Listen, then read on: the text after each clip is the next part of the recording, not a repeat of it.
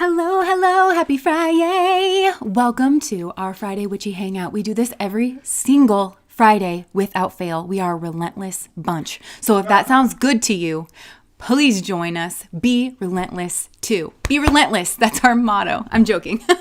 Okay, welcome. We are in a mood today. We have a lovely juicy reading planned for you, and it is Tell Me a Secret. I did this one not too long ago and I really loved it. It's just kind of open-ended, like let me tell you a secret about something somewhere that maybe affects your life. Maybe you've been wondering about it. Maybe you don't even know that it's a conspiracy and that it's a secret and that it's going on. But this is the fun part of tarot, unless we go traipsing into something that is sticky or smelly or dark. We don't know. That's part of the fun. It's part of the fun. So we're doing that today, and I've got 3 piles for you as usual, and we do have an anchor card for this one. So the anchor card is not a choice if like you've never been here before. This is not like a pile for you to pick, but it's the anchor energy that goes into all of the piles, and I feel like we do read the energy together. I pick up on more general things for like the group, but you still might pick up on certain messages, and it's important for you to pay attention to those. So have a gander at this card. Soak up anything that's like coming through, any vibes, any energy. It's the mentor. So I'm just going to leave that. Thank you so much. Witchy GP said, those colors look awesome on you. You know, I got this shirt because when I was a kid, I had this dress. It was my favorite dress. And it looked kind of like this. And it had like a black ruffle like at the base of it. And I felt like just the prettiest girl. And I would wear it around. And so now I have that energy back in my life. As soon as I saw the shirt, I just knew that I needed to have it. Okay, so that's the anchor card. And if you're ready, I'm ready. Let's put the choices upon us. And so we've got pile number, I always do that now. Pile number 1, which is the Shapeshifter. Pile number 2, which is the sword. And pile number 3, which is the desert. So I'm gonna put this up. If you haven't already chosen your piles, now's the time to go ahead and do that. Even if you have chosen your piles, we like to meditate together, just allow our energy to kind of sink into a deeper place than whatever's going on in the surface area around you. So you can do whatever you do that feels comfortable to you, but I like to close my eyes, turn the gaze inwards, wink, cover my heart, and just breathe.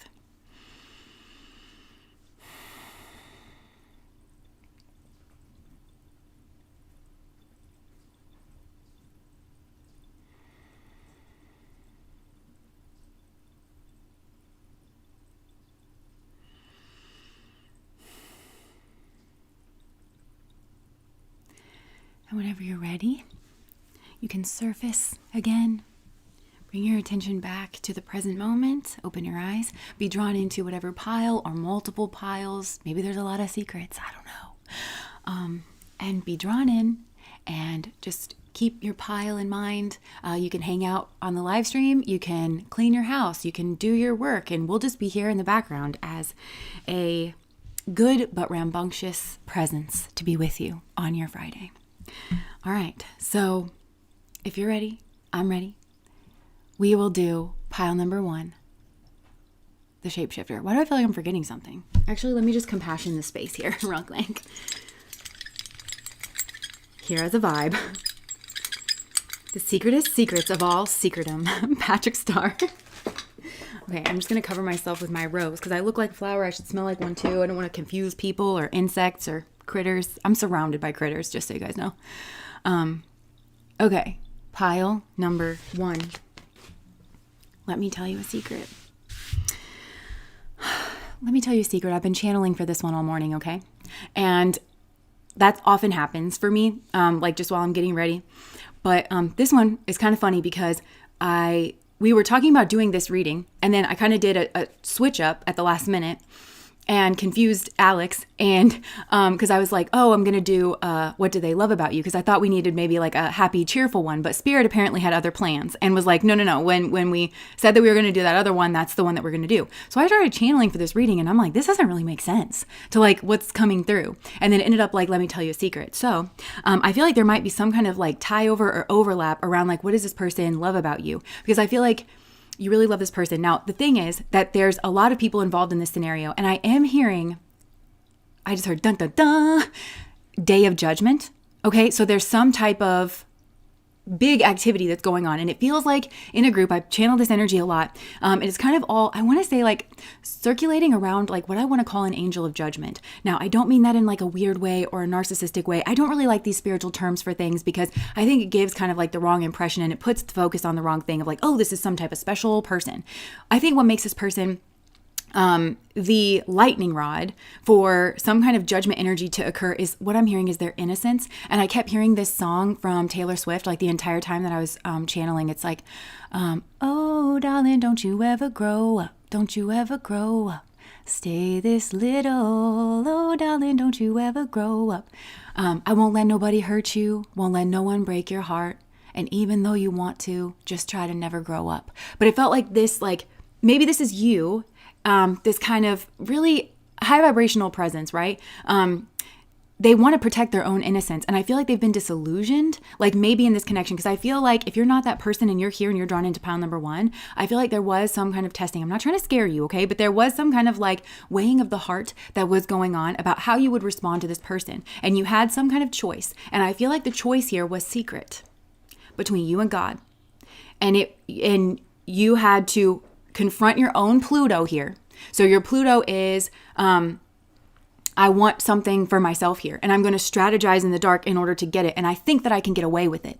That's something that's gone on here. Now, I don't know where you're sitting at in this, because there is like different layers or like different levels to this like Pluto energy that's going on. Because I think there's some people here who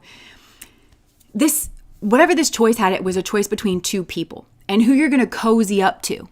And what kind of presence you tolerate in your near perimeter, that's a part of it here as well. Because there's something here where it's this angel of judgment. That's the wrong term, because I feel like you would just know this person. It's almost like a Page of Cups energy. Could be a child or somebody that you knew from childhood, from when you were a kid. This person's innocence would have been like on full display. And that Pluto part of you and that Pluto part of someone else, because it feels like there's two people involved here, is going to think they can pull one over on this Page of Cups energy. Problem is, God stands like right behind this person. And it feels like Shiva energy to me. So it feels big. It feels powerful. It feels protective. It's snarling. And the Page of Cups, it's like, because I'm seeing it come out of, okay, so Shiva to me, it's like God energy, okay? And I'm seeing this Page of Cups person that I'm calling like the angel of like judgment. It's an angelic energy. Page of Cups, very sweet, is come out of Shiva's heart. It's like still attached to Shiva's heart. This is my heart is what I'm getting. And this person's like attached here. And it's like, do you think this is a separate person? Because it's me, you know? And I just heard, what you do to the least of these, you've done to me also. And that's why there's this kind of like judgment energy. And the context of what's going on here is you think you can get away with it. Be in a certain way. And so that's why this became a variable. That would be a factor. And that would be the controller of your decisions.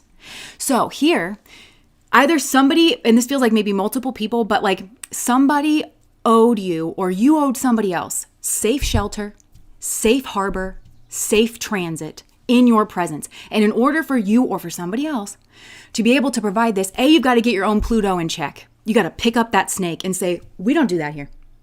We're not that way. This is integration of shadow. I see what you want. There's like a craving energy here.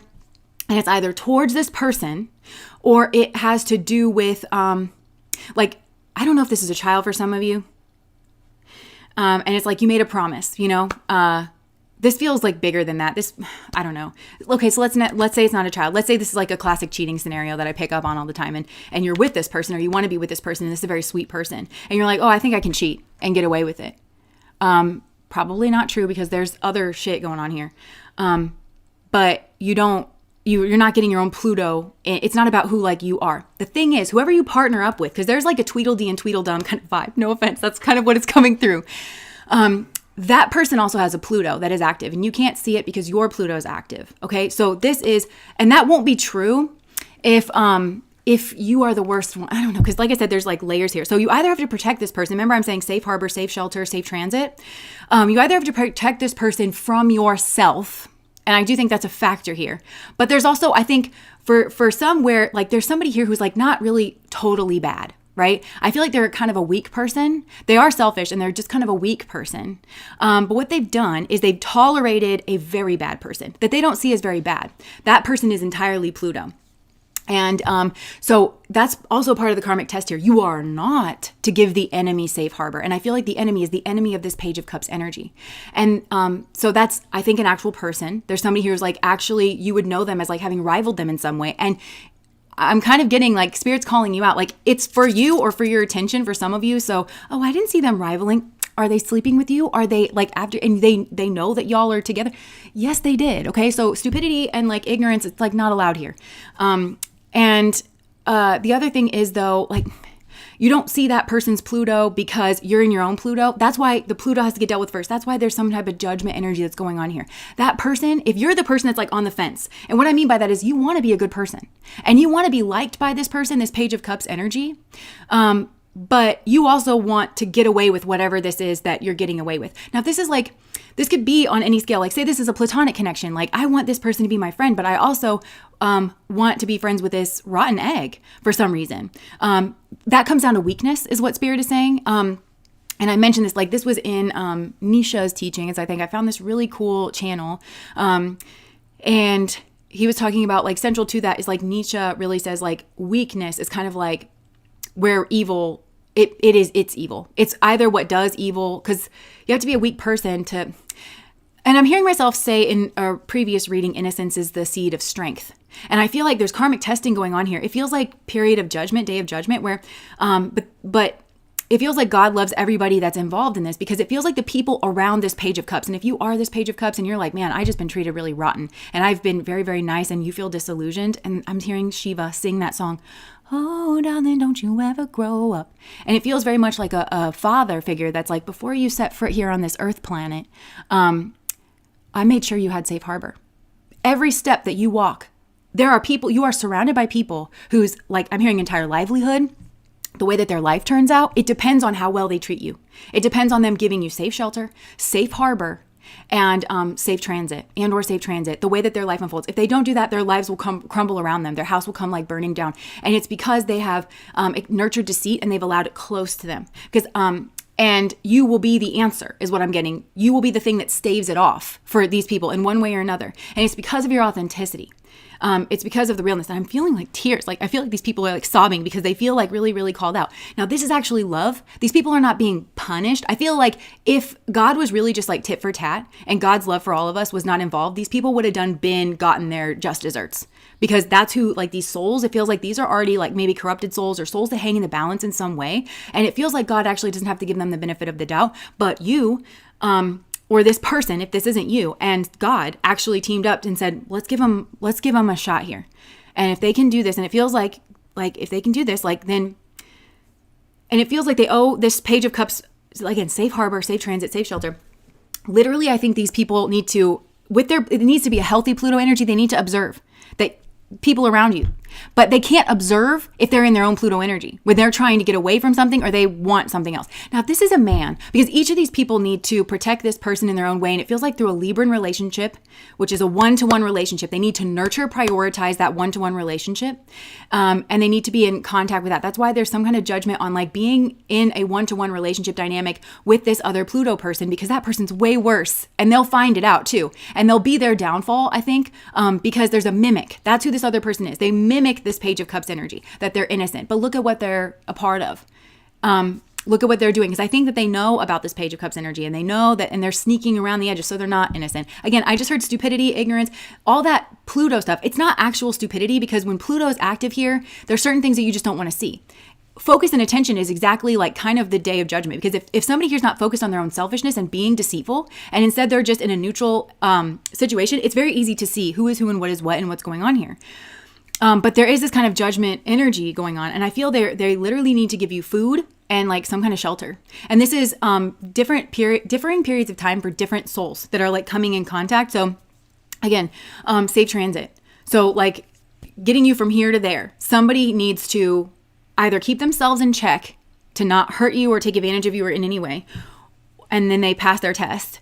Or they need to make you aware of and or like somebody needs to make you aware of, hey, that's not like a safe person or something, and maybe have a conversation with you about it, or having a conversation with somebody else. They're kind of responsible for like stopping it, because this is an innocent energy, and somebody who doesn't know like the full, because they're new to the area, or because they're young in the game, or because something here like that. I'm seeing like certain scenes from movies and certain scenes from like my own life where that's like really coming through, but they don't realize, like this Page of Cups energy doesn't realize either you and something that you're trying to do, but also there's somebody here that you're best friends with, or that you're sleeping with, or that you're partnered with. They don't know that about that person, like being a threat or being Pluto. Both y'all are in your Pluto, but you're not looking. Somebody here is way, way worse than the other person. I will give you that.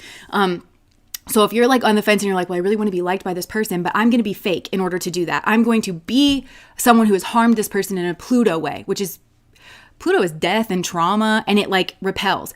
So this Pluto influence, what it does in this group is it causes confusion. So if you're confused about who is who and what is what, it's because there's an active Pluto here, yours or someone else's.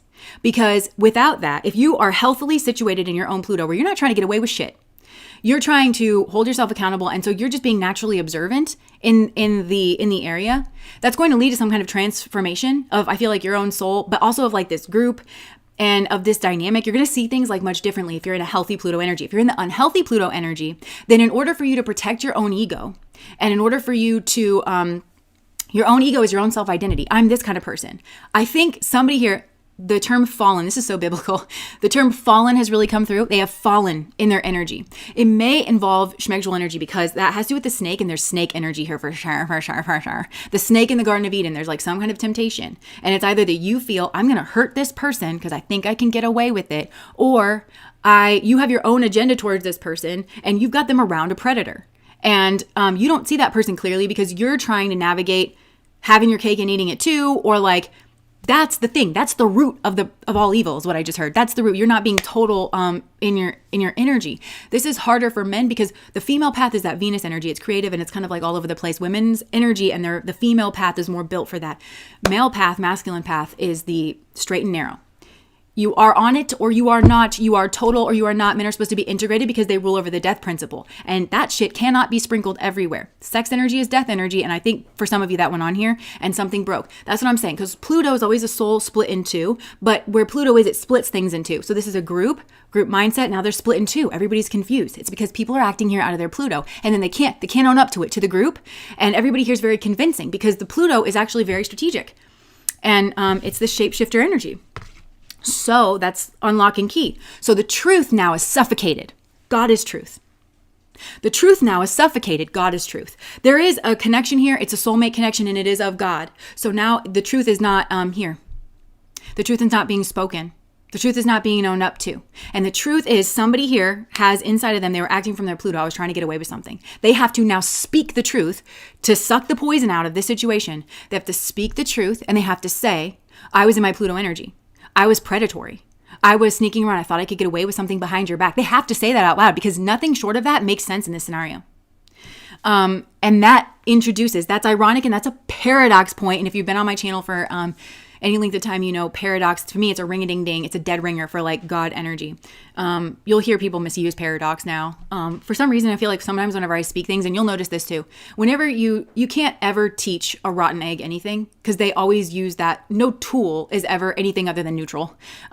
It's how you apply that tool. So when we give out certain languages, like I remember I've been talking a lot about paradox and then I heard somebody misuse it and it sucks so bad when you know something and you relate to it in a healthy, like good way. I feel like something like that's gone on here where there's like warped concepts and it's all because of mind bending of, I can't admit who I am and what I did because I'm disappointed in myself because I became a person that I never, ever wanted to be. And I never thought that I could be. And now I'm that person. And that's a cheater, a predator, a two-faced friend, somebody who talks behind people's backs. And that has now been like outed. That's the judgment energy. There's this like unearthing of this Pluto energy. And it's not like we all have this capability in us. We all have like the Pluto energy in us. And we all feel like, well, I do want something for myself. But then we're a social species. And because of that, we can be put in these kind of positions, right?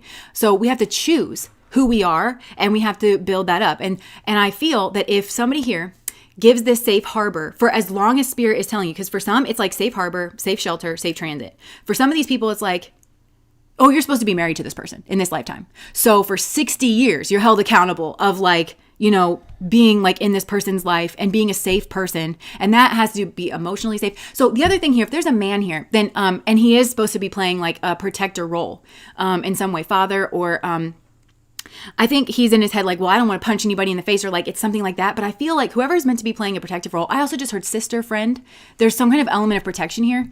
What they'll realize is actually you do a lot of protection just simply by being like aware and like observing certain things, and then just being able to have a conversation like, hey, let's get out of here, or having a conversation like, oh, we're putting the kibosh on that. I see you. That's going to change the dynamics, because that's when this like snake energy, they don't like to be made.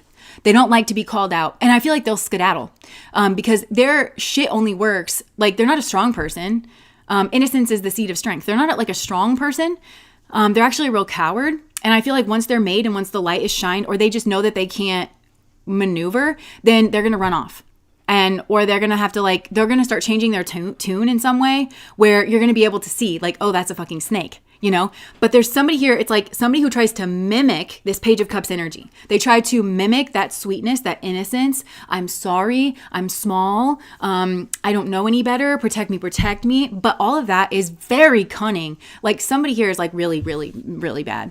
But they don't come off that way. And so there's, like I said, there's a lot of confusion here. So if you feel confused, don't be, because you could only keep yourself in a state of confusion if you've done something here that you're deeply ashamed of. And, you failed the karmic test, because this entire testing grounds is you were put in a position where you thought that you could get away with something, basically. So what are you going to do? And something's absolutely watching you. And it's not this Page of Cups, but it kind of is, because I'm just seeing, again, I'm seeing that person like just part and parcel with Shiva's heart. So I feel like there's somebody very precious to God, very precious to Shiva. Shiva also, there's something here about like masculinity, because Shiva rules over men. And Shiva is just kind of ruthless. And I always kind of thought that. I don't understand that about masculine culture, but I just feel like there is a kind of ruthlessness where somebody here kind of only understands a certain language. And it won't be this Page of Cups that like tells you that. And Shiva rules over destruction. And that's what I'm saying. Like, I'm seeing the Cave of Wonders, touch nothing but the lamp, and this person is like the diamond in the rough kind of a thing. So it's like you're supposed to do exactly this. You're supposed to stay on the straight and narrow. Yeah, there's some kind of throat chakra energy here maybe. And if not, like the Cave of Wonders, it starts to melt and it starts to collapse all in on itself. And I feel like that's what these people, and it depends, because for some of these people, it's like safe transit. So maybe this person's meant to be like a tertiary character, and they could be preparing this person as like a warning shot across the bow for somebody else that's coming in, that they're meant to be like more the safe shelter and the safe harbor for. But it just feels like there's going to be some kind of destruction. And it could be that this person that they partnered with, or that who they tolerated around them, because that's the other thing. They're like, well, I wasn't a part of it. Did you give that safe harbor? Did you give that safe transit? Did you give that? So did you bring that person somewhere? Did you invite them somewhere? Did you, are you giving them safe harbor? The other thing is, you're not supposed to harbor their secrets. Harboring their secrets, or certainly participating in something secretive between the two of you. You're definitely not supposed to become their secret. But if you harbor their secret, you have colluded the enemy. You have colluded with the enemy. And so you are arming the enemy. You're giving the enemy provisions instead of God's choice here. And you stand in judgment. You stand in breach of contract, and you stand in judgment is what I'm hearing.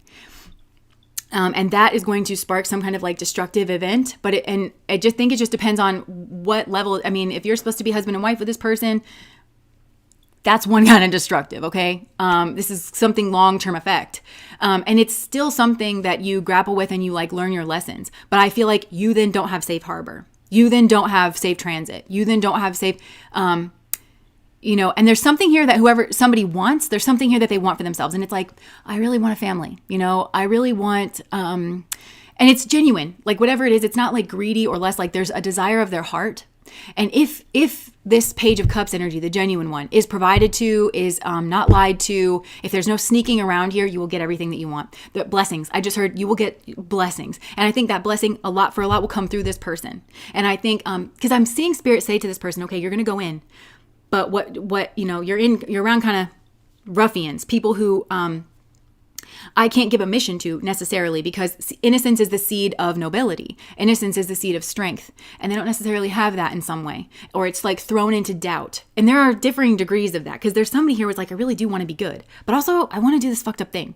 And I don't have the self-discipline, so if they go in for the fucked up thing, they want to get to do weird shit and get away with it more than they want to be a good person and not hurt genuine people that they love, more than they want to not destroy the people around them. So they're not going to be gifted something precious, by God.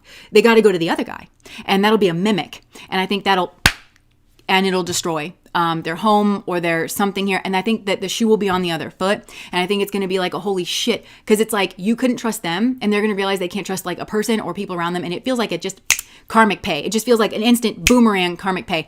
But I feel like this is all God's love, because God loves all of his children and doesn't want predators to exist, right? But wants souls to have an opportunity to like confront certain things. And there's different levels of this here, of what people have indulged in and engaged in here.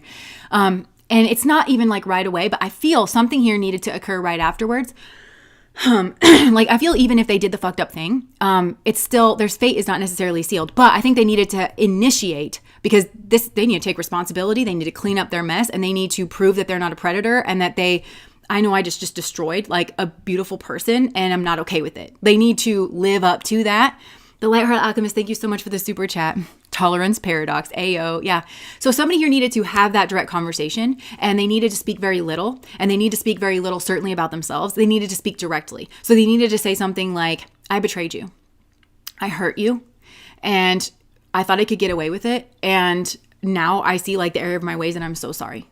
And like leave it there. They don't need, I feel like this person would want to be like, because I was having a hard time, and because I blah, blah, blah, blah, blah. People have a hard time all the time. Now, it doesn't turn everybody into a predator. It doesn't turn everybody into, like, imagine that, right? If you're just having a hard day at work, and then you just got to go take advantage of somebody. Like, that's not the way that people work. It means something about somebody here has a corrupted nature that they themselves need to wrestle with. Go wrestle with the devil, okay? And here's the steps that I've taken to do that. Somebody here needs to come clean.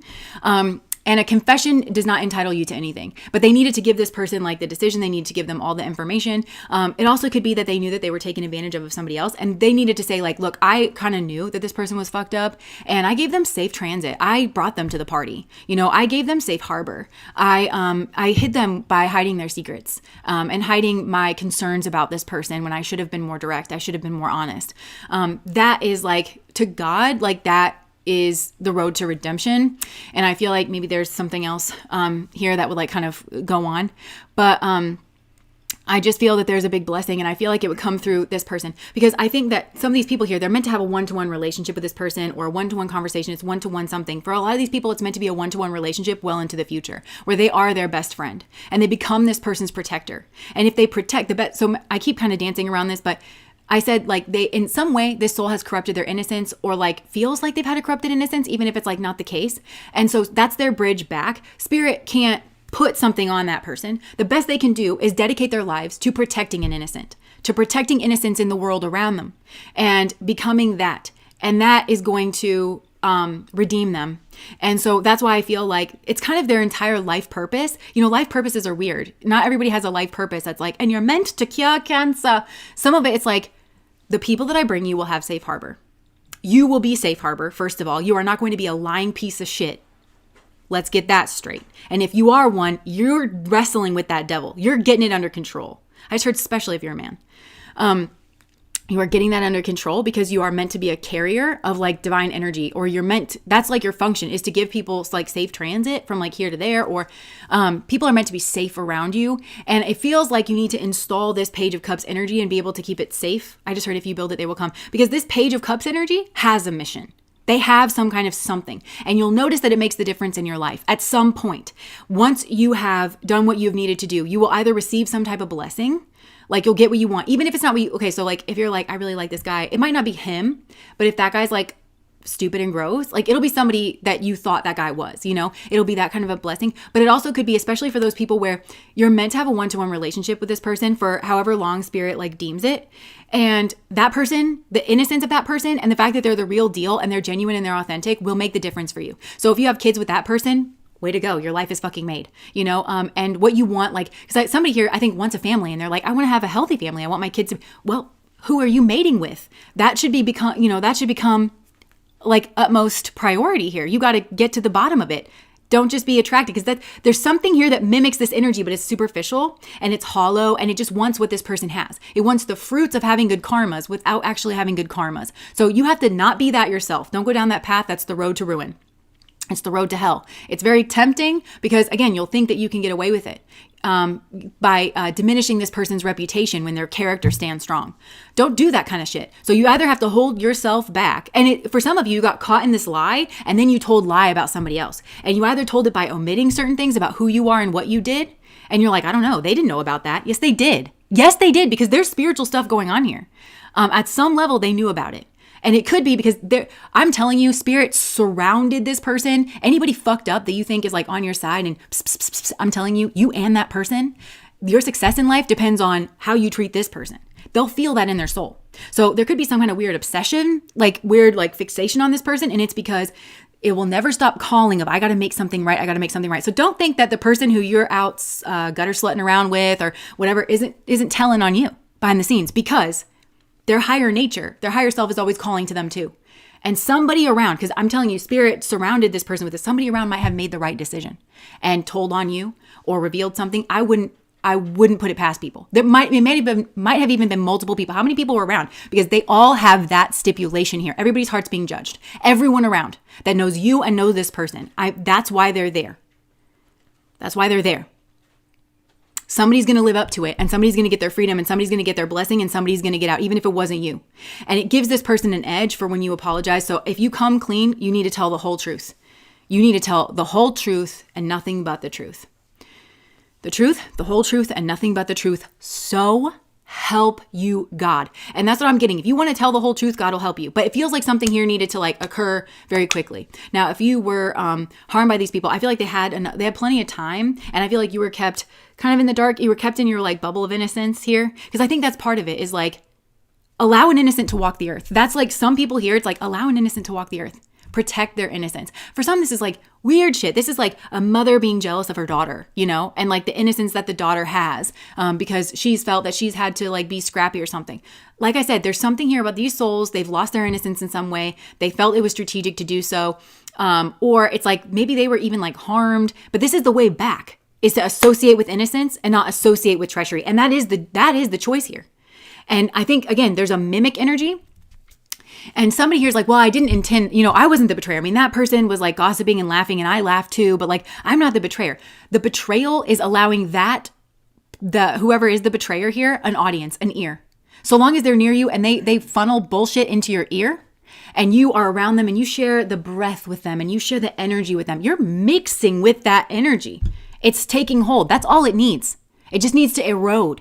It just needs to take something out. The other thing is, and that person will be the seed of destruction, where now all of a sudden that person takes this person's place and they will be the reason. And it could even be advice, because it doesn't come from a right place. It comes from a corrupted place of whoever this like jokester is, because it only looks similar on the surface. So following this Page of Cups energy, merging with it, blending with it, leads you by the right road. And things will just naturally work out too. There's a luck here, and it's because this is a blessed path and you're getting back onto your divine path. And that could be like, again, for some people, this is their right path and they need to build a home with this person, and they need to have conversations with this person like on the regular. If they're like best friends or something, going on a long road with this person is their path. For some, this is the person who's like providing some kind of transit, getting them back on their correct life path. And that will be the blessing, but whoever this other energy is, mixing with it, things will sound plausible, but it nurtures the wrong part of you, and then you have bad karmas, and it leads to destruction. And it could be because this person they also have secrets from you. It'll be the same thing that this person experienced of, what? You betrayer. You'll have that with this other person. Once you can pull your bottom, and for a lot of you, this isn't you. This is somebody that did something to you. Whenever somebody here can pull their head out of their own bottom, and that means like they can admit that they actually did something wrong, and there could be it could be ego defense mechanism, but it also, some people, it's like they can't fathom that they were ever in the wrong. And those people do a lot of fuck shit, So it could be a person like that. But they're going to be like, oh my gosh, You planned this entire thing. They wanted to run this person off. And I think it's because they wanted to take their place in some way. And there's something here social as well about these two, where it feels like this Page of Cups energy is very social, but it comes from the right place. And they don't play the social game. They don't socially maneuver. They're not good at that, but they're good at like just sharing their heart, you know, and just trusting people. And that's, I'm going back to that Taylor Swift song of like, oh, darling, don't you ever grow up. That they lament this. And so I do feel there's a question here of like, well, does this person love me? This person, this Page of Cups energy, because if you're here, I feel like that person has gone away from you. They were told to, and something here, this is the way this person feels, and I feel like that's where I'm going to kind of leave it, is they're showing me that they're very, I'm hearing you say, yeah, like, or going to the readings or something, like, what do you love me? Like, what do you love about me? What traits and stuff? Because you feel this like strong connection because this is your soulmate. But you got a devil over here too. And you were like, I would love to put my tongue into your mouth. I could cavort with an angel, but devil looking really good. Like, you know, it's like that. So this person who's like an angel, they are like completely blocked off. They're like, it's unfair of you to ask me that question of what I love about you because I can't look at you the same. Something here is like actually ruined. And it's because they were like drawn into a situation that they felt was safe and they felt was friendly. Because when I'm asking them what they love about you, I'm hearing, I don't know if there's this like soundbite on some of like YouTube shorts. I hear it every once in a while and it like really is like haunting, but it's like, it's called like childhood or something. It's like childhood laughter and it's very like nostalgic and it's kind of creepy and eerie, but it's like children laughing like on a playground, but it's like from the past and like memories and it feels kind of like in the distance, you know, like ha ha ha ha ha. And then like kind of fades out and then it's like, and then you hear like some other little kids playing. It's kind of sweet, but it's also like haunting. That's what I'm hearing for this person. They associate, it's like they can't almost even think of you and process your energy without thinking about a loss of innocence. That's like what it is. I had to be stronger. This person is not meant to do that. This person is meant to keep their innocence so that they can flower into something and it'll happen much quicker and much smoother if they aren't scared. And I think for some of you, you're meant to push the world back a little bit and say, this isn't innocent. And I certainly am not, I am certainly not a danger to innocence. Hear me, hear me, hear me.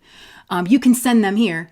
But I also don't tolerate other people who think it's funny or fun or pleasurable to destroy people behind their back. I'm certainly not going to call a person who does, I'm not going to call that person an innocent or have my tongue anywhere near them, is what I just heard as well. So no, it just won't happen. It won't occur.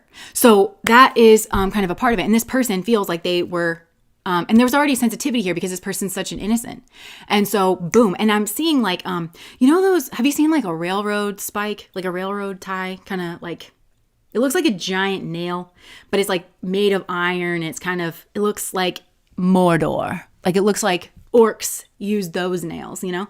But I'm seeing like that. And I'm seeing like whatever this was, this like trauma, the spike is like at the top of their head. And then I'm just seeing like a hammer just like, and that's what this person feels like you did to them. And the iron is sticking out because if you're into like magical stuff and like, so you know, like the fifth dimension, like the elementals, like fairies and gnomes and like childlike play stuff, you know, it's the subtle energies that when you're sweet and you're innocent and you cavort with the forest, you can kind of see those energies. Well, iron scares those things away and it ruins those things. And so it's like in this person's head, there was a loss of innocence warped up where somebody that the good Lord sent to actually protect them, hurt them, thought it was okay, thought that they could get away with it, didn't ever fess up to anything. Yeah, it fucked this person up. And you made this person cry, so stop wondering about that. You definitely made this person cry. But this is like deep in their soul where trauma is something that freezes you and you can't really process. So it's like this split. Your splitness, the way that you were split, this person is kind of telling me, you ask like what I love about you, everything that I love about you is fake, according to this person. It was like a shapeshifter energy. And for some of you, you cavorted with a shapeshifter who really is that kind of like, I will pretend to be anything, even an innocent. Nothing is beneath me. I want position. And that's the other thing. If this shapeshifter energy did successfully and you push this person out and they took their place in some way where they are now associated with people in a friend way, like, okay, this is now my best friend. This is now my boyfriend. This is now my, team, you know, this is now my family, you know, whatever. If they successfully did that, that group isn't, or whatever that is, they did that, this shapeshifter energy, because they wanted to something that this person has. But what this innocent has is ephemeral. And I feel like that's part of their mission, this Page of Cups, they makes people look better and cooler and like or less threatening. And so that this group or this partnership, you'll get into places. I know places. You'll get into places that you can't get into with decrepit, and this is all energetic and like behind the scenes. You're not looked upon the same way. And I don't care how similar these people look in their appearance. I'm kind of getting that they might have that. And this person tries to mimic their personality. They try to mimic innocence, even if it's not like single white female, but for some of you, it definitely is. Like where this person's preoccupied and fixated on this person because they know you have a connection with this person, or it's so... If you involve with this person on whatever level, platonic, whatever, I mean, this is the kind of thing you couldn't scrub yourself clean enough to get this like off, because I feel like they wanted that person, the innocent person, to feel that way. They wanted them to feel, or that innocent person was their target and they know that innocent person doesn't want to be around them. Like they've already tried to get close to that person, couldn't do it. So they got close to you. And they thought that because they had some kind of relationship with you, that you would be the humectant, that a humectant kind of brings moisture into the body. It escorts it in. It can't really go in, right? So they thought that you were going to be that like escort that they needed into this person's like circle so that they could continue to like take notes and like leech off of this person and stuff, because they know that like, it's ew. So, yeah, like they thought that, and then it didn't end up working. But this group here is like kind of just looked at as like weird now. It's not like, because this shapeshifter, whoever it was, they saw from the outside what something looked like. And so they're your enemy as well, even if you just cavorted to this, and your soul's trying to get on the right track. And they were like, no, but they saw what it was kind of shaping up to look like. And it was very noble and it was very powerful. And it was very, it looked envious. This person felt envy because they were like, oh, that's what everybody wants. So if I can just push this person out and now I am, then everybody wants that. It's not looked at the same way. It doesn't have that same kind of magical quality, but this person doesn't know that because the shapeshifter energy is hollow as fuck and degenerate and like not a good person and they're very, very hollow, and they can give advice that they think this other person would give. But I'm telling you, the rubber's going to meet the road with this person, where they're going to say something and it's going to steer you in the wrong direction. It's going to fuck you up bad, or just having this person and not having this other person next to you. You don't have the shelter, the safe harbor. That's what I'm getting. You don't have the shelter, the safe harbor, the safe transit that you thought that you did. And it's because this is the person that's with you and not the other person. And it'll destroy something here. It'll destroy like a dream, or it'll destroy home, or it'll destroy security. It'll destroy foundation. It'll destroy reputation. Something here that like somebody wants. This will be the key, the seed to the destruction of that. And then that is supposed to teach the soul, listen, you can't be in this energy, this plutonic energy. It doesn't work. You think it's strategic, but you have to take responsibility for you being in your negative Pluto energy. You need to switch your Pluto energy over to positive. I'm hearing especially if you're a man, because again, they carry the death energy. And that's going to be what transforms it. Pluto is transformative energy, but it also, it shows people, places, and things that are split in two. So in your mind, now you're split in two, but it's just because you're harboring a fugitive, and you're harboring a literal fugitive, but you're harboring a fugitive of yourself. Instead of getting it all out to the Lord and putting it all out in the light of day, sunlight's the best disinfectant. And just know that that's the best thing that you can get, is you just got to get yourself back. Even if this person's not going to accept you, you got to get yourself back. You got to put yourself out in the light of day, kind of phoenix that energy to better align with like the positive light side of things. Because it feels like somebody, again, their soul's been like cast into doubt here, and they got to get themselves out. They got to get themselves like, and you have to make a sacrifice is what it feels like. You have to, in order for this to be meaningful, because words are hollow here, and you used words to cloak something here. Lying by omission, and words were used to harm here. Spirit's not buying the words stuff. Like there needs to be an actual like throw yourself into the fire moment, and that's the only way to salvage this. Even though that seems like a paradox, because you kind of are thinking to yourself, and this is self-confrontation. If this is you and you've done this to this person, who would ever accept me?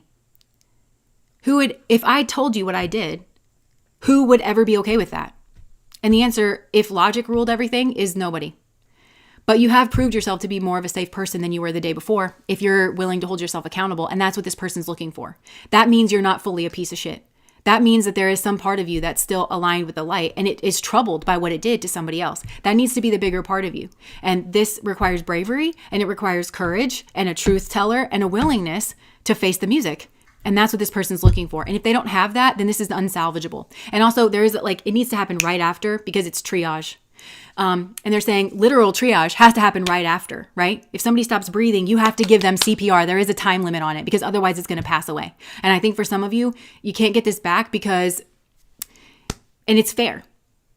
this is all an accurate reflection of who was doing what at what time and like where they are. And it's not saying that you have to stay there, but I just heard, let this be a lesson to you. Let this be a lesson to you that you cannot be an unhealthy Pluto energy. You need to be the real thing. And then once you do that, it frees up your attention to actually genuinely notice who you have around you. I just heard losers and degenerates, like to understand, like you don't partner with that energy ever for any reason. And it's like you threw this person to the wolves because this person should have been safe. And I really think that it would have taken a lot less because I think in your mind, you're like, well, I don't want to fight anybody. You know, you wouldn't have to. I'm telling you, this energy doesn't like to be made. They're a coward and they would have shown you your true color, their true colors, and also maybe reflected back your true colors of like, oh, I'm not like them. Because this person's lies wouldn't add up. The blah, blah, blah, blah, blah, blah, or like this person leaving, they'll either take the trash will take itself out, or you're going to really see what you partnered with. And you've got to give it that chance because just keeping everything secret, you're not giving the right chance to observe the right people in the situations that you need to observe them in with healthy Pluto energy. And if you've done something in secret, I promise you it's not in secret because this person either was given the heads up because their karmas don't deserve them being treated this way. They're being used by spirit and everyone around has certain karmas that relate to them personally. So it's going to get out what you did. And if it hasn't come out right away, that's giving you however long it takes. That's how much time you have to fix it and fix it with honesty. This has to do with becoming this owl, becoming like the mentor. I do feel like there's a spirit guide that's trying to help you with this. Or this person is like very much wising up and they're seeing in the dark. But again, it feels like they had to grow up and they lost a bit of innocence. And that's what they think of when they think about you. They think, how could I ever trust you? And you didn't even come clean. You didn't even, you just left me there is what I'm hearing. You just left me there to bleed out. You just left me there to die. You just left me there to cry. That's how little you actually care about me. And that's the truth of you. And maybe you don't want to admit it. That's how much you love like deceitfulness more than me, or like just protecting yourself. It comes down to like where you're aligning yourself. This was, and Spirit is telling me that the context of this situation was perfect. They know what they're doing to be able to judge the efficacy of like your heart and what was actually going on there. And that might be hard. And now I feel like you're mad if you're realizing that, because it's not like you won if you didn't come clean. This path that you're on, these people that you aligned with, there is no winning with those people because they're treacherous. They're treacherous. And you'll be pissed about like, if you see these people clearly, which you'll start to do the more that you address your own Pluto. That's another paradox. Stop looking at other people because there's too much confusion here. You're in your Pluto, other people are in their computer. Other people are in their Pluto. Everybody's very convincing. Pluto's very strategic about the way that it's putting themselves forward, about what it hides, and it's split in two. And everybody here feels that split. I really want to say this. I really don't want to be over here, but there's peer pressure right? So that's what's causing the confusion, is that truth is not being spoken here. And that's why somebody's got to start it. Somebody's got to say enough with this. We all have to start being truthful so that we can see clearly. And I'm telling you, that's the one thing.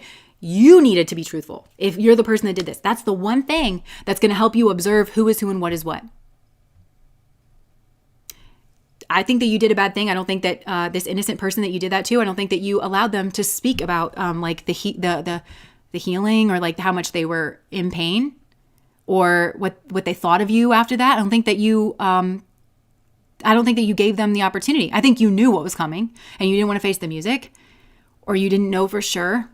You didn't want to be accused of being exactly what you were and exactly who you cavorted with. You didn't want it to be the end. And you kind of knew that like what you did was end of relationship worthy. And therefore you guaranteed the end of that relationship because you thought that it was better to hide. And maybe if you got enough time, no, nothing will fix this other than triage in the moment, you throwing yourself right in and saying, this is the truth of who I am and what I did. And if you never want to talk to me again, I understand that, because I wouldn't want to talk to me again. That makes all the sense in the world. And also don't lie to other people by omission or otherwise, because it's just going to get worse. It's just going to get worse. Tasha, thank you so much for the super chat. My weekly spiritual tithing. I've learned so much by listening to you philosophize. Thank you so much. Yeah. And this, has to do with innocence, but there's something here. There's something here that people are learning, like, to see wisdom here. There's a guide that's helping this, that understands, okay, somebody who's like, I want wisdom. I want strength. I want to be seen as wise, or I want to be seen as strength. Innocence is the seed of wisdom. Innocence is the seed of strength. Truth is the seed of wisdom. How do you expect to learn anything if everything that you observe is corrupted? Because you yourself and who you are as a person and how much truth of yourself you inject into the world around you gives you the quality of realness that you're observing in other people. So if you yourself are just withholding certain things and you're observing, what do you think you're learning? Because you're not injecting the variables that you are required to in this dance in order for the truth to continue to expose itself to you. And that's what you should be learning. And that makes for a strong person. Somebody who strongly has a good understanding of the way that the world works. And either this is directly or indirectly, you would have gotten sucked into some kind of fantasy because there's a fear here that somebody has of seeing the truth and of dealing with the truth. And so you'll have to deal with a lie. And when the lie comes out and reveals itself to be what it is, there's a destructive quality to it. That's why it's better to be brave in the moment. It's the reverse of devil energy, what went on here. So I think there was devil energy at first. It's the easy thing. It's impulsive, but it's the reverse of devil energy. Taking the heat in the moment to get something better in the long term. If you went in for the devil energy, you have to come out of the devil energy by saying, look, this is going to be intense. And it should be. It should be. And it doesn't take away from this person's innocence, by the way. And I feel Spirit is like, I kind of wanted this person to be innocent because of what their mission is. I don't know what their mission is, what they're meant to do, who they're meant to be around. It's important that innocence can walk here safely in the world. And so that we can have that energy, and it needs to kind of start spreading around and like taking root. But I feel like this person had to boss up into their strength maybe prematurely. But innocence and strength are tied together. So do not condemn someone who shows their strength, who is genuinely an innocent. Again, that feels like a way that the ego defense mechanisms are clicking in. And it's like, oh, well, that person was strong and they didn't take my bullshit. So because they had a strong reaction, strong in pain, strong, they called you a name that you maybe had more than earned. Oh, well, now they're mean. No, they're not. They're just not a doormat. Learn to see the world clearly is what I'm hearing. You got to learn how to see the world clearly. And that starts with learning how to see yourself clearly and being able to hold your feet to the fire, hold yourself accountable and say, no, I'm tired. I'm not harboring a secret, and I'm not harboring a secret for that idiot or with that idiot. And the fact that I've cavorted with that idiot will make me throw up for the rest of my life. And I should just get that out. I should just get that out. So, Brave by Sarah Bareilles. Yeah. So there's like a lot of this like testing judgment energy here. And this is like, I feel like some of these people are like, well, I feel punished. And it's like, you didn't need to be punished. Like this absolutely could have been healed. But this person is also like, they're an innocent, but this person's saying, I no longer believe in your innocence. I no longer believe in your goodness. And this is also not a person who like holds you to some kind of like level of perfection with that. This is somebody who is like, we all mess up. But when you mess up, do you continue to play power games, to hold on to your secret, to make me wrong? Have you continued to cavort with my enemies behind my back? And I'm hearing again, what you've done to the least of these, you have done to me also. This is really looked at as a stand-in for, there's something about this, that the innocence that was, even if this person isn't completely innocent, which nobody really is, there's something about the context of this situation where they really were the innocent. They didn't know what they were walking into. They didn't know what they were dealing with. And you actually have the better sight because you're cavorting, you know better what's going on here. And that's by design. And it's because this person's kind of considered a stand-in for God. What you've done to the least of these, you have done to me also. And something will unfold as if that were the case. So anyways, that's a secret. There's kind of a day of judgment energy that's coming through here. And you need this person, this innocent person, whatever it is that you want for yourself, it's like somehow through this person.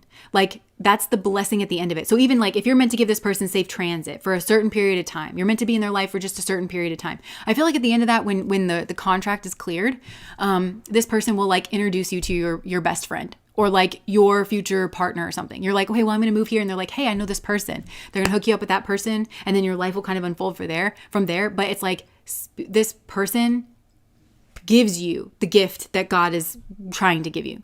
Once something is like completed here, they will give you that gift in the nick of time. I just heard when you need it. It won't be like after the fact. It will be to prevent something and to get you on another track or something here like that. And that's what's going on here. This shapeshifter is a literal crazy person. Like, look at that. Literal crazy person. And, with the tiger yoni, this is somebody that likes to command attention. So they're either trying to do that through you to try to take this person's space because they want this person's sexiness, but they don't have it themselves. And so they try to be like this person and be in this person's spaces. Ugh, that's like the single white female person. But there's also somebody here who might be very physically attractive, and they can mimic the superficial. Everybody can pretend to be nice, but this is just hollow energy, and like a very materialistic energy. And they equate certain things with innocence. This is what's going to fuck you up. They equate certain things with innocence, and they're not innocent. It's wrong. It's wrong. But they give the facade of innocence. And I think it might be, and I'm hearing innocence and strength go together. This person will act like, well, I'm just not strong. And they're not innocent then. Because you'll be strong when you need to be. It's like that. Because this person's actually strong, and they like hide behind the cover of innocence in order to get away with their bullshit so that you don't smell them. You don't sniff them out. And maybe that's what you did. And that's like some kind of equal karmic pay. But it feels like this went on for a while. Like you're stuck with this person now, or like you can't get it off you. Because other people can smell it, is like kind of what it feels like. Anyways, I think I'm going to leave that there. This has to do with wisdom, bossing up, and like something here is like exploded, and everybody is supposed to go in their own directions now. So I think if you're not going to team up with the page person, you are either stuck with this shapeshifter, but you're now the proxy for that other person because they want to kind of bully this other innocent, but you are going to take whatever they want. You're going to feel that way, or like whatever. So you got to leave.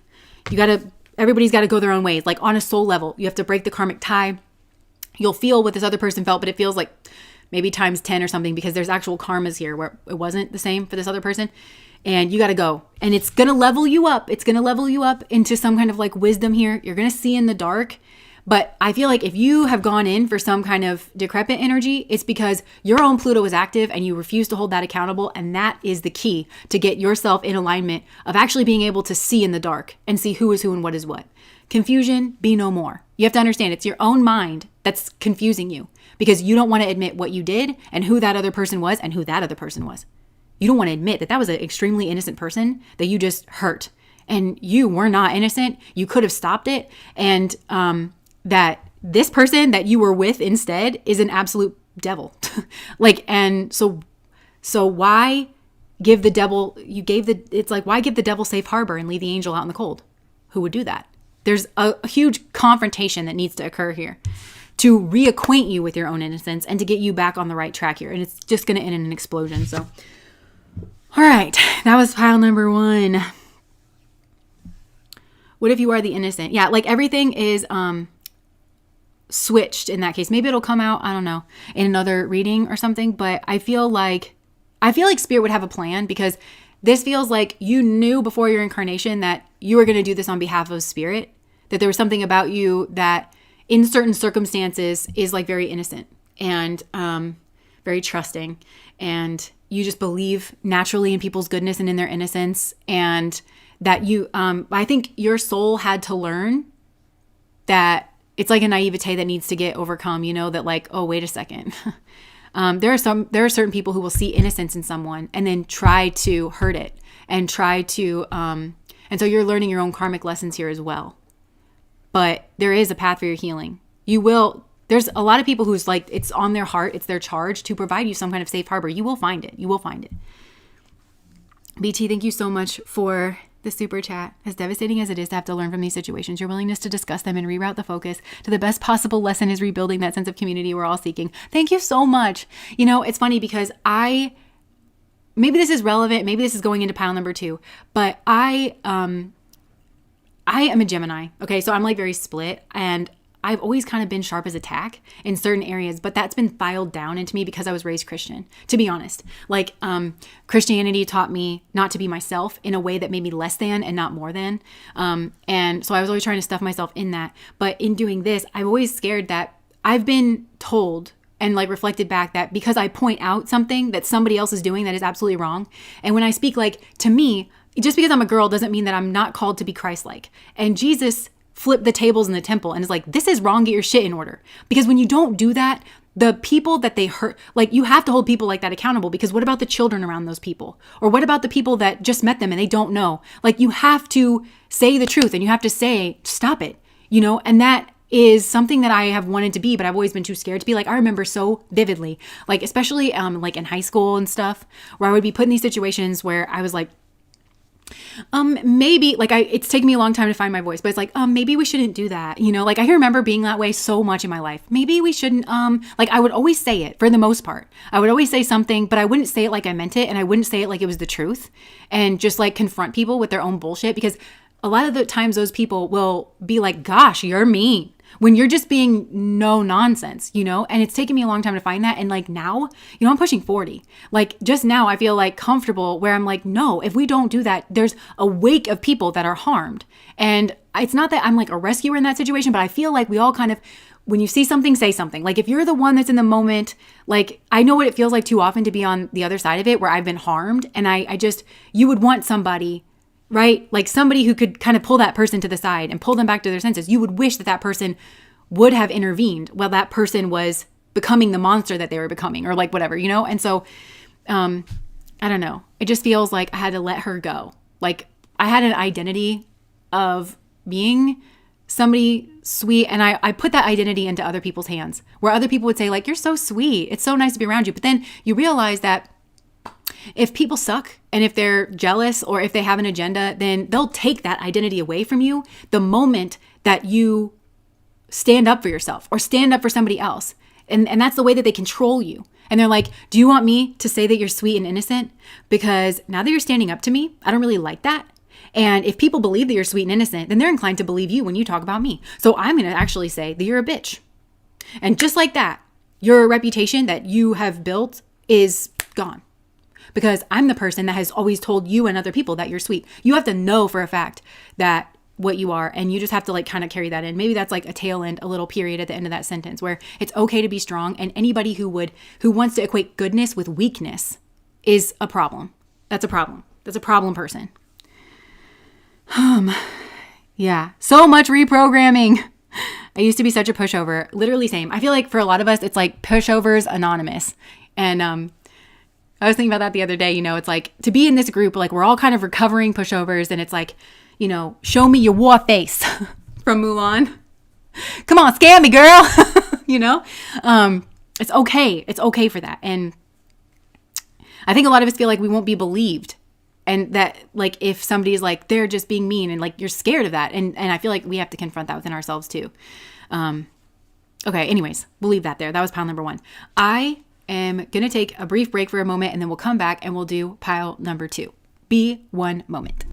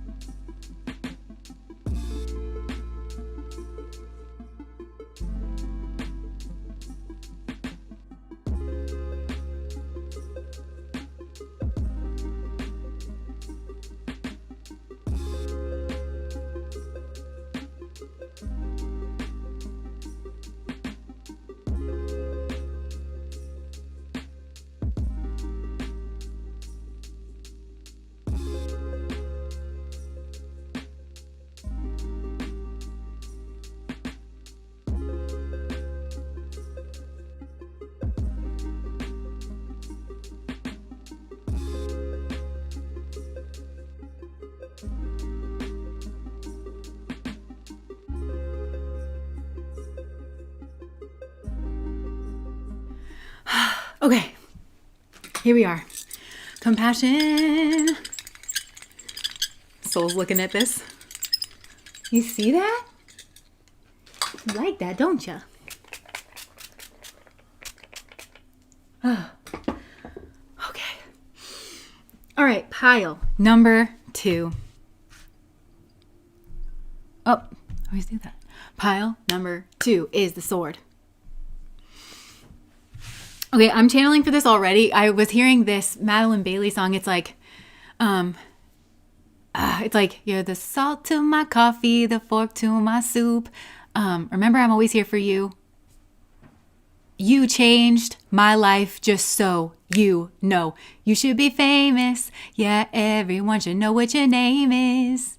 From the east to the west, don't you know you're the best? Just found you and I'm already obsessed. So, you helped somebody here.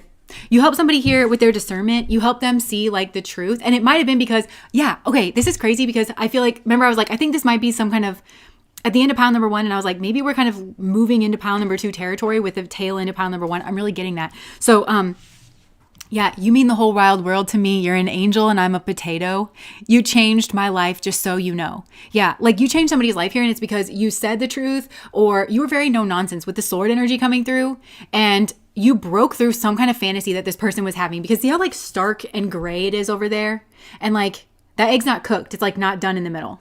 But yeah, somebody here's like not done in the middle. Or they're thinking to themselves like, yeah, my thought process, it wasn't all the way done in the middle, you know? But you said something here and it really, intervention. I'm hearing it was an intervention, some kind of divine intervention. And I don't think that, I think that God works through all of us. Like we can all be angels and devils, like any moment in time and probably have been at different moments in our life. And I feel like this God energy, this God force energy really was working through you. And you were just like, why do you like him? Like this could be like your best friend and you're like, he's the worst, or just like, ugh, like he's so skeezy. Like I just don't, or something here like that where it's, you just said the truth. You just said the cold hard truth and it broke somebody's brain, but it broke through some kind of like fantasy here because they were thinking this was all like la-di-da, la-di-dee, bohemian, just like we just have to go with the flow. But you're like, this is a stark jail cell and that egg is not done. And if you eat it, you will get the runs. Okay. Like, and this person really didn't know that. Also, I'm getting like Lilith here with that moon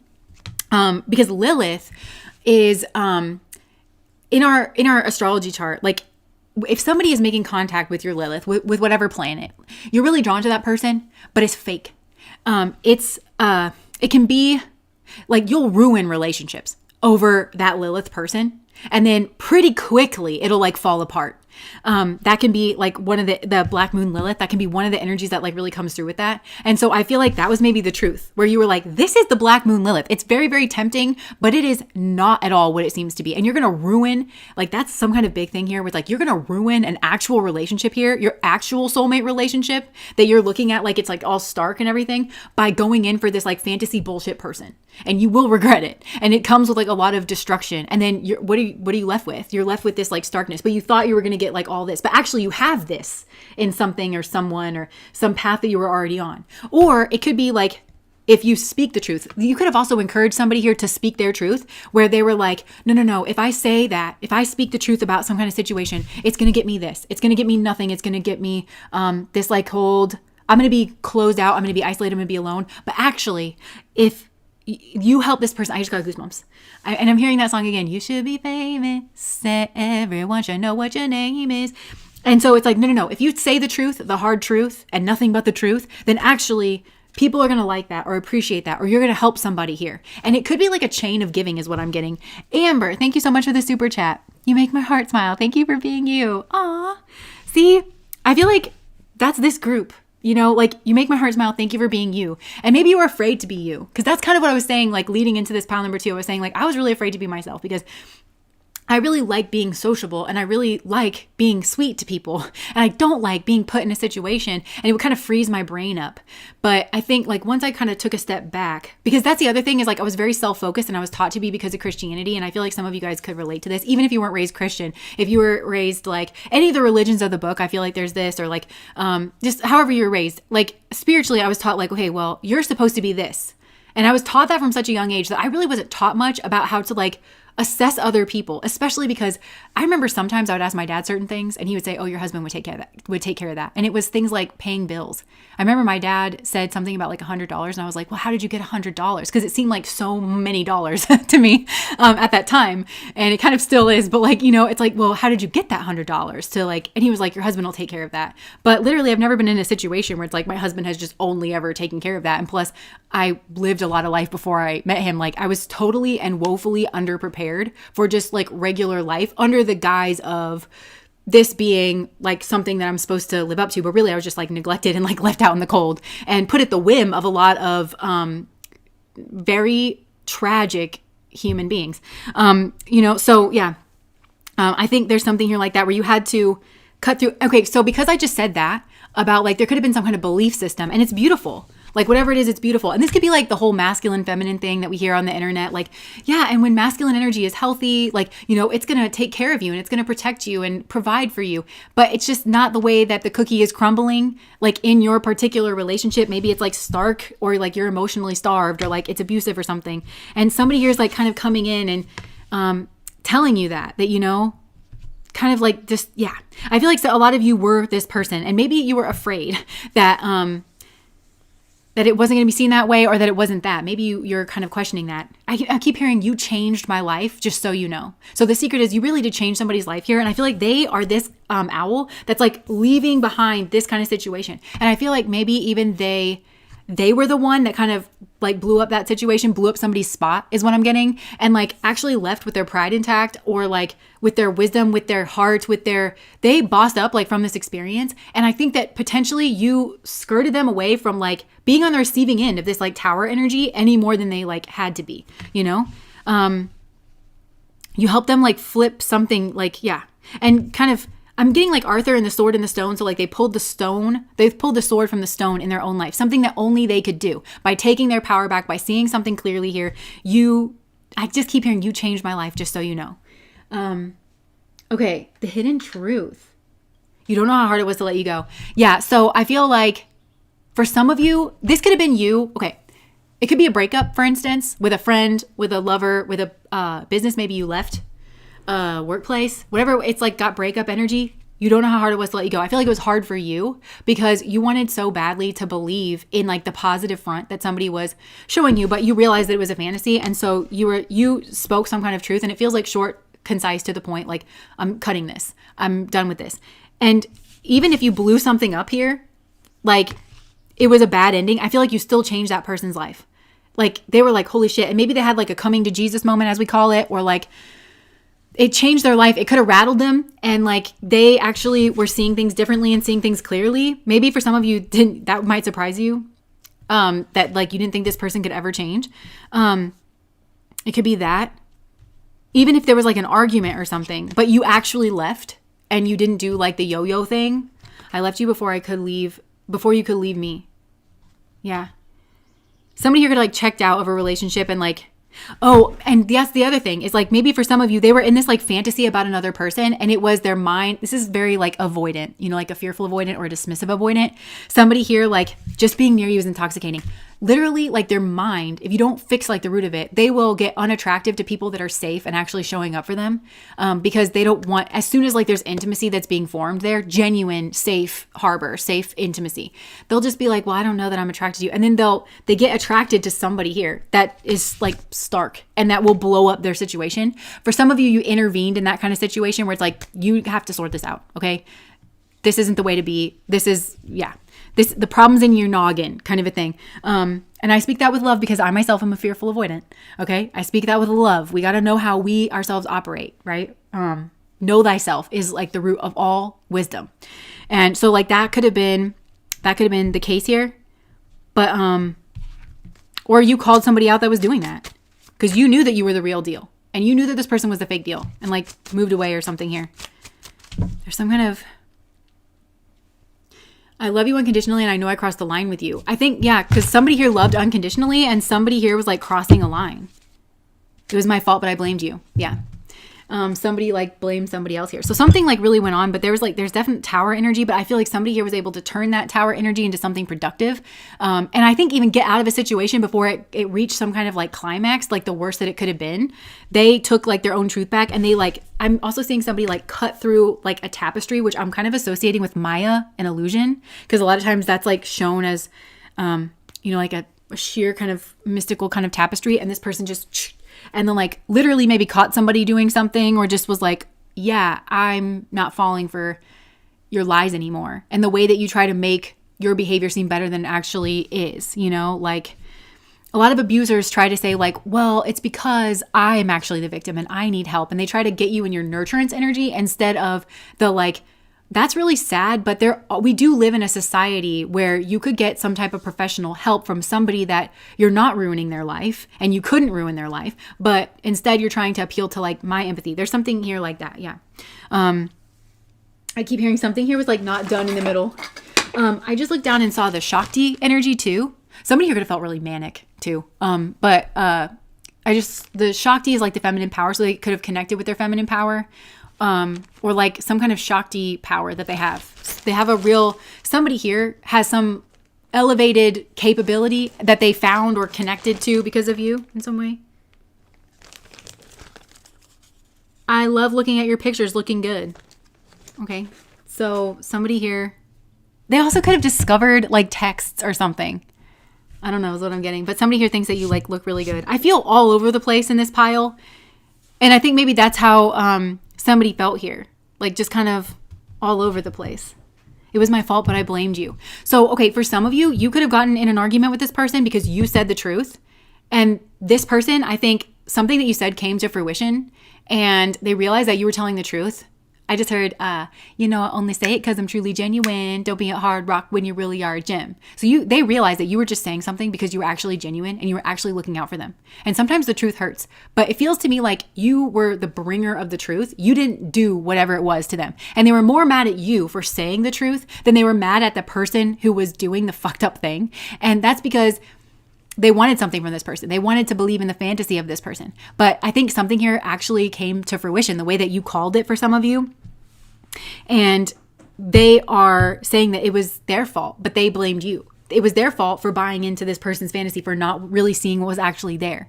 And also whatever fight or argument, it was their fault that they responded in the way that they did, or that they, looked at you the way that they did. And it's giving addict energy. They were, because I'm seeing them like hold the bottle, but it's like the bottle is this like fantasy of, and I think it could be because they, this person or whatever this group was, whatever played out the way that you said was like a source of nurturance for them. It was a source of stability, but not a good one.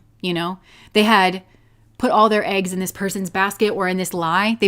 If this lie, they got lulled kind of to sleep. This kind of, remember in pile number 1, I was saying, I think that person is going to experience the same thing that innocent person experienced. The shoe's going to be on the other foot. That's what this kind of feels like for some of these people.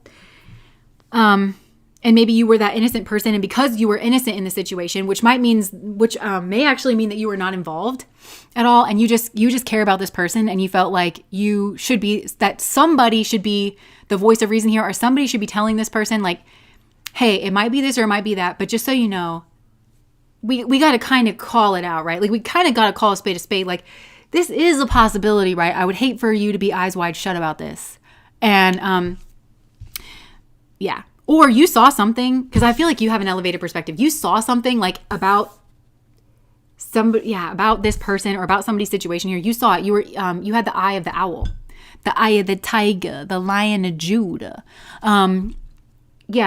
You saw it, and like in your wisdom, you even could have left this situation. You were like, okay, well, if you're going to be around that person, I can't be around that person. I can't be around you. If you're going to be around people doing that, or like if you're going to be sucked into this fantasy, I can't be around you. And like you left.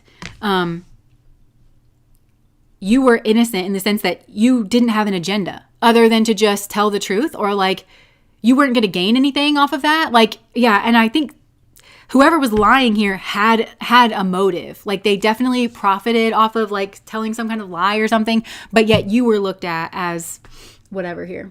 I just looked down and saw this book, Why Does He Do That we've been reading. So, you could have like pointed something out about an abusive situation. Liberator in reverse. Imposing your own tyranny over those you claim to liberate, ignoring legitimate constraints. I feel like for some, you got accused of this. Imposing your own tyranny over those you claim to liberate and ignoring legitimate constraints. And somebody here went running to like a predator, a wolf in sheep's clothing is what I'm getting. Freeing yourself and others from outmoded beliefs, releasing negative thought patterns. They thought somebody else was doing that, but actually they just led them up the garden path. They were just selling them like a field of dreams, like some kind of field of fantasies, and it put them in a predator's path, or it put them in like a bad decision-making space.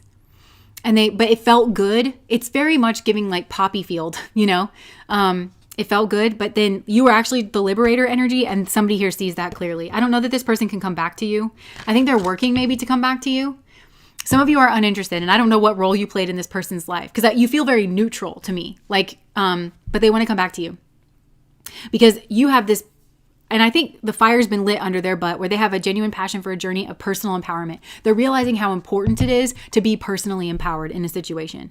And they realize that they fell for some kind of escapism and a false sense of heroism. So for some, this person could have got sucked into the rescuer, victim, persecutor triangle where, and this is, I don't know if this video's come out yet. I kind of don't think that it has. Maybe it has on Patreon, but it's the one about the fantasy situation where like if you look out at something and you're just seeing a fantasy and you're not seeing what's actually there, all of your steps are misguided and you think that you're stepping where you're not stepping, and then that's how you're going to step into a hole or a snake pit or whatever. And I think there was something here with victim, rescuer, persecutor where somebody was like, I'm a victim. And kind of what I was saying in pile number 1, right? Like I'm a victim and I'm so small and stupid. And if you don't save me, nobody will. And this person meanwhile is like sharp as a tack and also mean. And they just kind of use that cover to bait someone into rescuing. Like, oh my God, you're a big, strong man. And really, they don't see that person as a big, strong man. They see them as a target. They see them as somebody who needs to see themselves as a big, strong man. And if they present that kind of image that person will kind of, somebody here projected back like this fantasy, but it was about that person. Like, oh my gosh, you're my hero, you know? And so when you pointed out that like that person is a snake, that they were like, that person needs my help. And you're like, they need help, all right. But actually, that person's not a victim. In fact, the person pretending to be a victim is more than likely a what? Persecutor. That's the actual face. They're actually a persecutor. They know exactly what they're doing. And the person who thinks they're the rescuer is in fact actually the victim. They're actually the target. And you taught this person to see that. Or you were in some way saying that person is not what they say they are. And I feel like maybe you don't love yourself. And you're trying to make up for that by trying to rescue this person who you need rescuing from. You know, this person doesn't need rescuing. They're the biggest energy in the room. They're, Granny, what big eyes you have. Granny, what big teeth you have. That's who you're trying to rescue. And you're covered in butter and spices and the oven is on. Like, it's weird. This is a weird situation. You know, and I feel like some of you were trying to like point that out lovingly. Midas, miser. So another thing is like, it could have been for greed. Hoarding money and emotions, obsessive fear of losing your wealth. So somebody here could have been like afraid of losing position, but I feel like it always comes back for me in like their own mind, you know, like, yes, like socially, because I feel like people socially can see through this. It's easier for people around this dynamic to see this dynamic than it is when you're stuck into it yourself. Because if you really saw this dynamic for what it was, you'd have to ask yourself why you were there, why you're really there. And now all of a sudden you're into Pluto territory and now you're doing shadow work, and shadow work's really hard. And that's when you can really use the help of a therapist or like a really good friend, somebody who can hold your hand and say like, we got to look at what this actually is. What's actually motivating this? And somebody didn't want to do that within themselves. Who am I really and why am I here? And I think why they were there is because they wanted to profit. So it tells me that there was something that they actually, this feels like a very exploitative dynamic actually, where, and very codependent. So where one person is like, help me. And they're like, well, I can provide that for you. But there's also something that this person has, and it feels like maybe gold or riches or shiny, something shiny. Even if it's just the narrative of, oh, this person saved my life just so you know. Oh yeah, so you were, I think, the actual rescuer in this situation, but you didn't get sucked into that dynamic because you didn't think of yourself as a rescuer. I think that you just told yourself like you needed to say the truth about what went on here. And that if you just state the truth and stay near the truth, that's all the help you can really give somebody. You know, like that's, the truth is God energy. So that just injected God energy into the situation. And really it's up to them. You can't save them. It's once you say the truth, it's up to them. Now the coin's in the air and what are you going to do? Like you have the truth now and you're a full grown adult. So, you know, what are you going to do with that? And you kind of took your hands off the situation and you actually assisted, you actually rescued, because this person, I think actually, even if they didn't believe you, they still caught something. They may have caught something, but they saw something before like it really blew up. And I think that they actually were like, wait a second. And then like somebody here could have seen someone in bed with somebody else or something, or like caught some kind of messages. But if they're really honest with themselves, they were in that situation because they felt miserly and they felt like they wanted to save somebody. And I think that person, like I said, they had some kind of gold, or maybe the gold was, I just heard the Gold Rush song from Taylor Swift. I don't like a gold rush.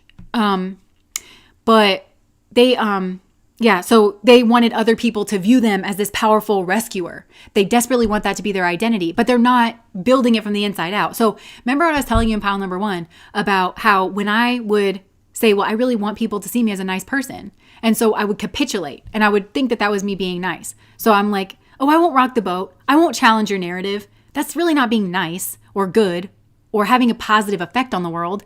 If you have to actually say, wait a second, or you have to draw a line in the sand, you need to learn how to do that if you're going to be actually good in the world. And I think this person capitulated. They did that. And they called it something else. And that was part of the fantasy. They capitulated. They participated in something here that was like low down. And I feel like the writing was on the wall, but they were in a fantasy land. And it's maybe because there's a karmic energy here. And it was meant to teach them something with the mentor.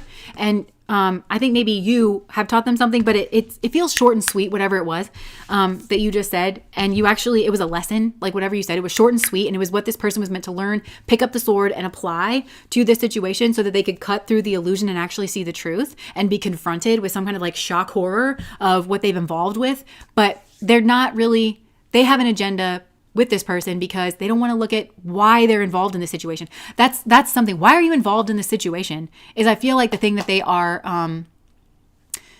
they don't want to have to admit that they need a permission slip. They need something to seem legitimate. Oh, no. I had a reason to be in this hallway when they don't. They're supposed to be in class. Oh, no. I'm supposed to be here.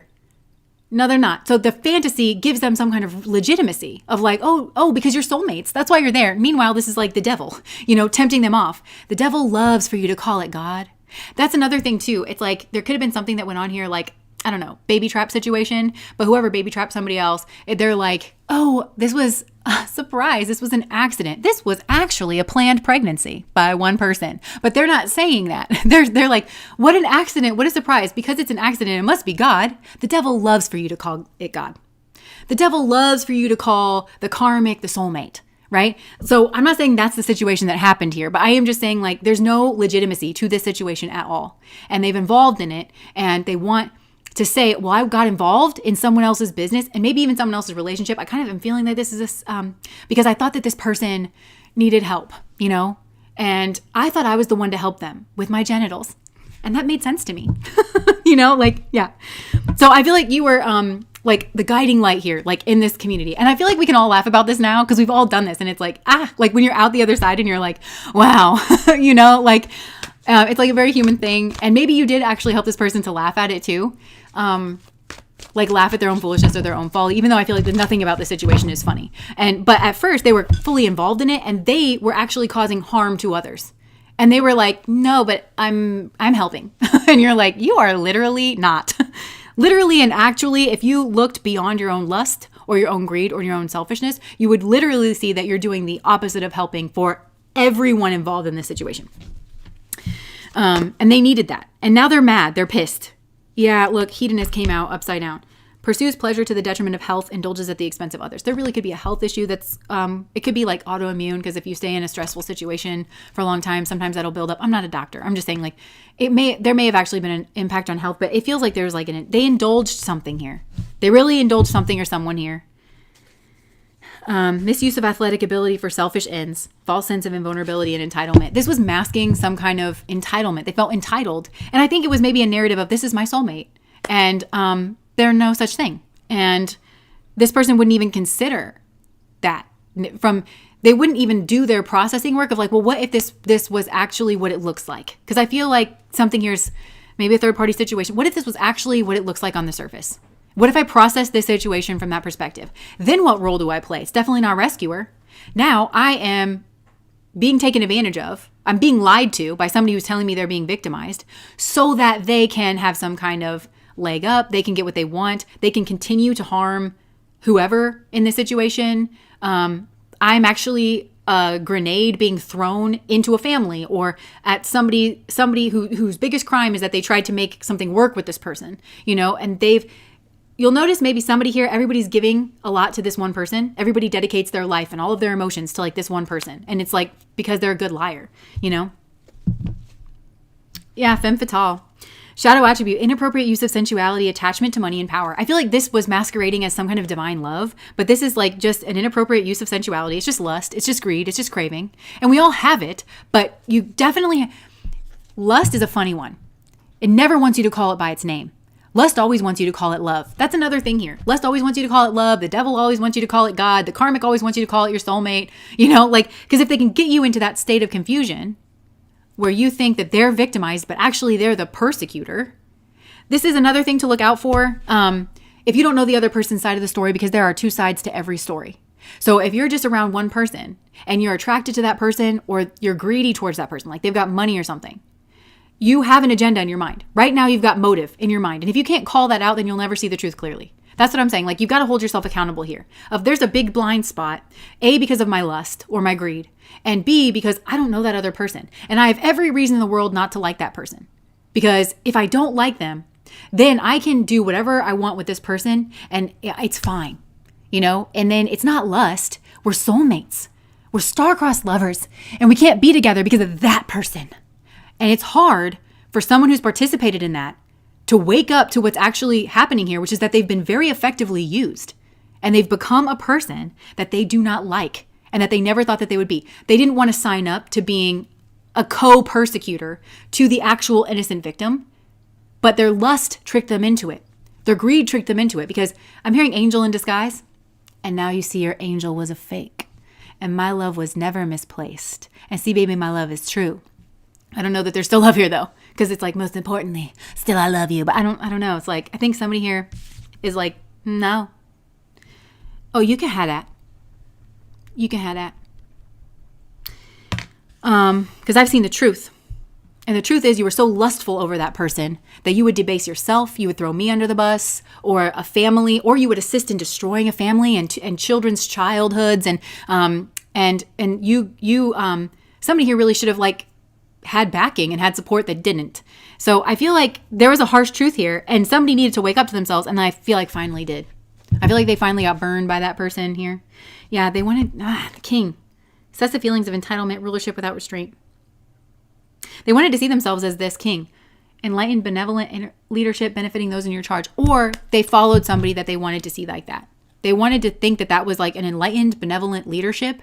So for some, like, you were this mentor energy. Not that you were like actually this person's mentor. You could have been. You could have been in some kind of position where you were like, I've got to tell you the truth.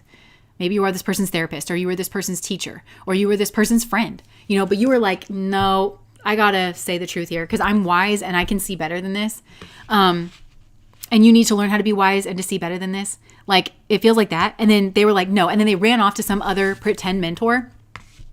So they were cavorting in some kind of group or with somebody here. And then maybe they went off to get some kind of other second opinion, but this was tainted from the start. Again, there's so much like where this person has an agenda that they're enacting. They have like, they're motivated by something that they're enacting. So they're like, no, I'm going to get a second opinion. And that person, I'm going to say that it resonates with me if they confirm all of my previous biases and if I don't get called out, you know, like it feels like that.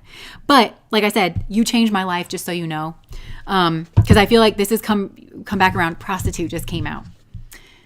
I feel like this is what you taught this person. The light attribute of this accentuates the challenge of surviving without negotiating the power of your spirit. Because that's what this person was doing. They were negotiating the power of their spirit. They thought that they were told and like, I think groomed to believe that they were the solution to this very sick situation. And that they were the helpful, but really they didn't have any power in the situation, and they were maneuvered into a place of not having any power. And I think that because it feels like there's a secretive energy between these two people. They were both doing things that they know were immoral.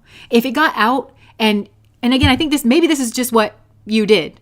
You were like, that's just cheating, honey. There's no need to call that person your twin flame. It's just cheating. The end and the means are one. God never breaks your own rules. Okay. Even if this person is in some kind of like situation, they need to, there's a protocol. They need to leave the situation here. We need to do this to where there's as least amount of damage as possible. And I refuse to participate in anything that's going to destroy or break other people, especially if they're little humans here. And the fact that you are not considering that, big, huge, giant red flag, right? It just shows if somebody doesn't care about their own kids, they don't care about you. So yeah, I feel like that's gone on here, but they really negotiated the power of their own spirit. And I feel like they did not they put themselves in a weak position, like just from the jump, because now they can't say what they know, or they can't advocate them for themselves. And remember when I said in pile number 1, now you've got to say the truth. You've got to be looked at as the piece of shit. If you were the piece of shit, come out into the light as the piece of shit, and ironically, that is the place of power. Just take your licking and get it over with so that you can move on, But this other energy here places material considerations above and security above self-empowerment. I feel like that's what somebody here was doing. They were placing material considerations and security above self-empowerment. Somebody here had to give their power away. And they told themselves that was a powerful position. And there could be a paradox there when it's applied to the right situation. But paradox only works it's got to be in the right context. You really, remember I was saying in pile number 1 that I've heard people use paradox wrong? This mind-bending thing, because it's like, oh, this looks like a cheating situation, but it's a paradox, and actually it's not. And it's like, no. Paradox works under the most specific and nuanced of consequences. That's when like it'll dock. Something here will like really, really dock. But this is actually like the right thing to do, And I think that somebody thought that was the case. Resort to violence in the name of a cause. Yikes, this person really debased themselves. Yeah, vampire. Depleting others for your psychic survival, chronic complaining, and codependency. There's just codependency here is what I'm getting. And they made it out to be like love, or they made it out to be like a mutually beneficial relationship. But meanwhile, they were trying to leech something from this person. And I think it was a self-perception. I'm so big and I'm so strong and I'm the rescuer. And that person, who by the way is your victim, but I think you're the victim because I'm buying all your bullshit. That's the actual victim. And what I actually am is a co-persecutor. That's who I actually am in this situation. And I need to correct my involvement in this situation. I don't want to do that because I'm going to have to really be startled, and I'm really going to have to confront who I am, because I think that's what this person was running from. And they ran, I'm just hearing, right into the mouth of the tiger. They ran right into it. Yeah.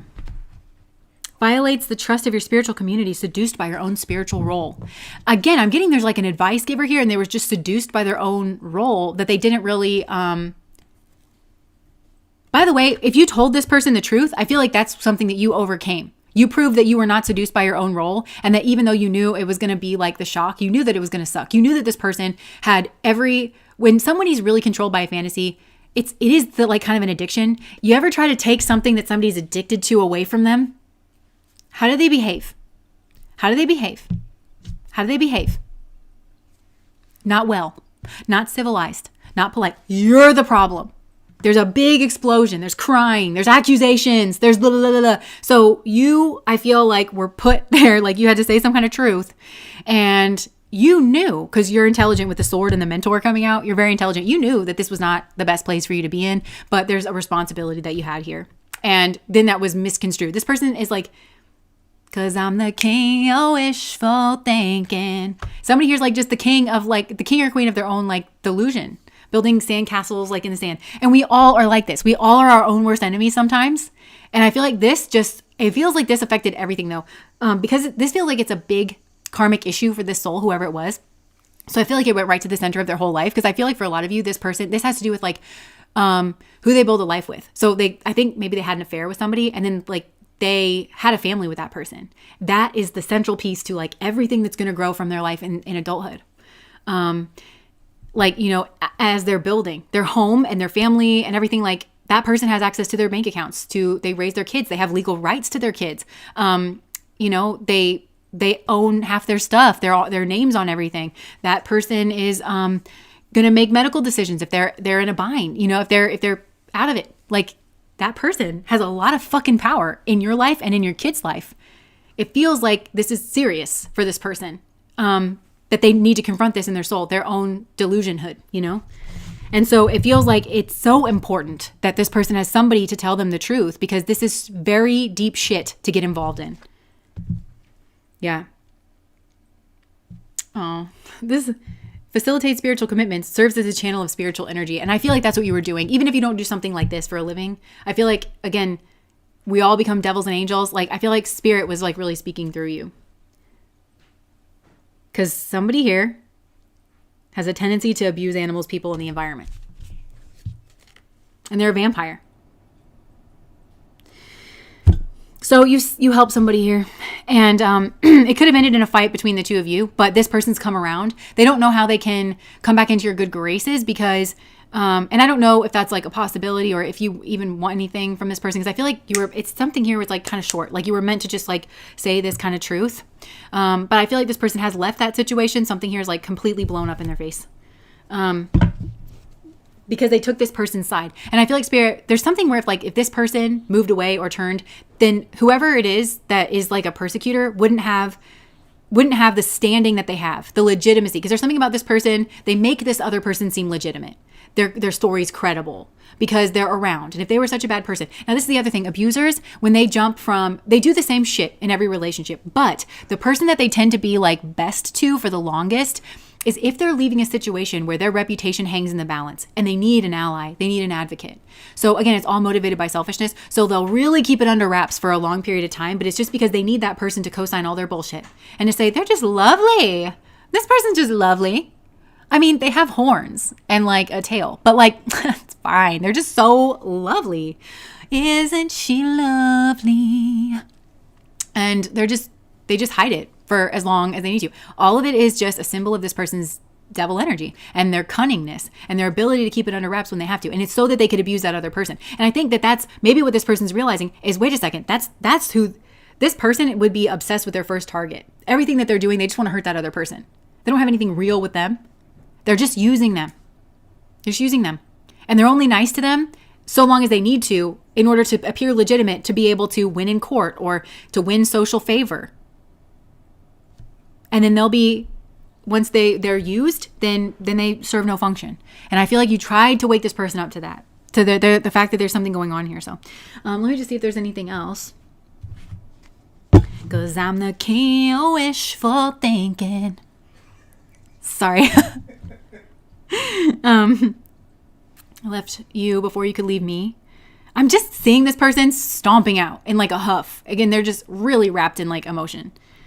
It was my fault, but I blamed you. Yeah, it's my fault, but I blamed you. I feel like even though we're apart, I wonder if you're happy without me. I feel like that's this person towards you, but this is somebody who's really got to heal their like mind and their heart and their soul because they really believed in somebody's goodness that is the exact opposite. And it's going to take them a while to kind of come to terms with what they involved with, what they colluded with, what they participated in, and the fact that they were a pawn used in someone's game in order to really stick it to somebody else and to win, to come out on top. And it had nothing to do with them. They were just an easy target. That they were told, oh, you're a rescuer, but they were targeted for their weakness. They were targeted because this person could see that they were in lust with them. And that they couldn't stand up to that lust and that they could never see the truth of them and that they were willing to collude in the darkness with them. It was all of that was vampired on by this other person. That's what they saw. That was their actual draw to this person. Not, oh, you're my king. You're so strong. You're not that. That was just a cover, right? Okay. Yeah, mind games. Immature, testing you, analyzing you. And if this person's been around this person for any length of time, I don't know who this is in their life. It could be anybody. This could be a mom, this could be a friend, but they colluded with someone in darkness. And they thought that you were playing mind games.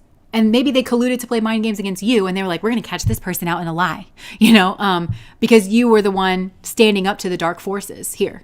And so like dark forces has certain ways that they behave. They hyena laugh and giggle and like gang up on people in the darkness, which is what weak shit does. And that's the way that they can manufacture strength. It's the only way, because toe to toe, they have none. And they don't have any, they also don't follow like actual rules because they don't care about like some things being just. But yeah, I feel like then they came to realize that they were actually warped and like played mind games with. Determined, persistent, still holding on, flowers and gifts. Sneaking around, friends with benefits, spending time with someone else. Yeah. I feel like this person like is actually very determined towards you in some way. They're like determined to be your match. You're the light. Look, this is like light and dark and it's Netflix and chill, right? So, ew. Persistent, still holding on, flowers and gifts. Like this person maybe pursued you even, and it was like part of a mind game. But I think it could have been because for some of you, this person became like this person who was abusing them. That influence, remember I was telling you in pile number 1, the real sin is having this energy anywhere near you, tolerating it to any degree at all, because you'll start to be like it.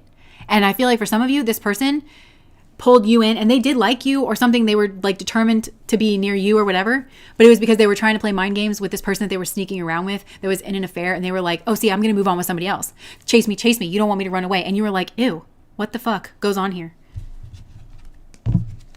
Yeah, Netflix and chill. Mind games. Spiritual attack. Karma, divine intervention, facing their demons, deuces. Fed up, cutting ties, walking away.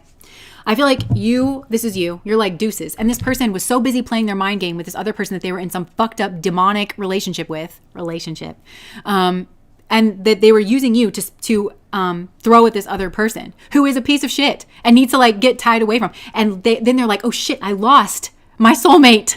And now this person has to be determined to try to get you back. But I feel like you're done. And I also feel like you're allowed to be done. There's karma going down here. And I feel like there may have even been some type of divine intervention where, with some kind of truth came out, or like the veil was ripped back and you could see the truth of the situation. And I feel like, again, you left before like the biggest explosion and tower moment happened. You were able to leave from that situation because this person was like started to play mind games. Then it showed spirit that they actually had already chosen and that they were like this other person already, that their soul couldn't be saved. Basically, their soul was no longer hanging in the balance. They made their decision. And so that's when I feel like when they started to play a mind game with you or something like that, that's when spirit pulled back the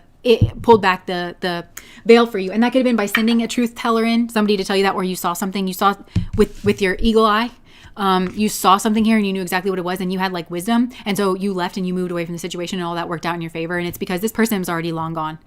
This person, because they tolerated something in the dark with this person and they were like, this is God. This is like love. This is wisdom and this is good stuff. Are we cheating? Yes. Are we hurting people? Absolutely. Is there mind games here? Yes. Power games? Yes. Am I involving other people now? Yes. Am I going to look at that and hold myself accountable? No. No.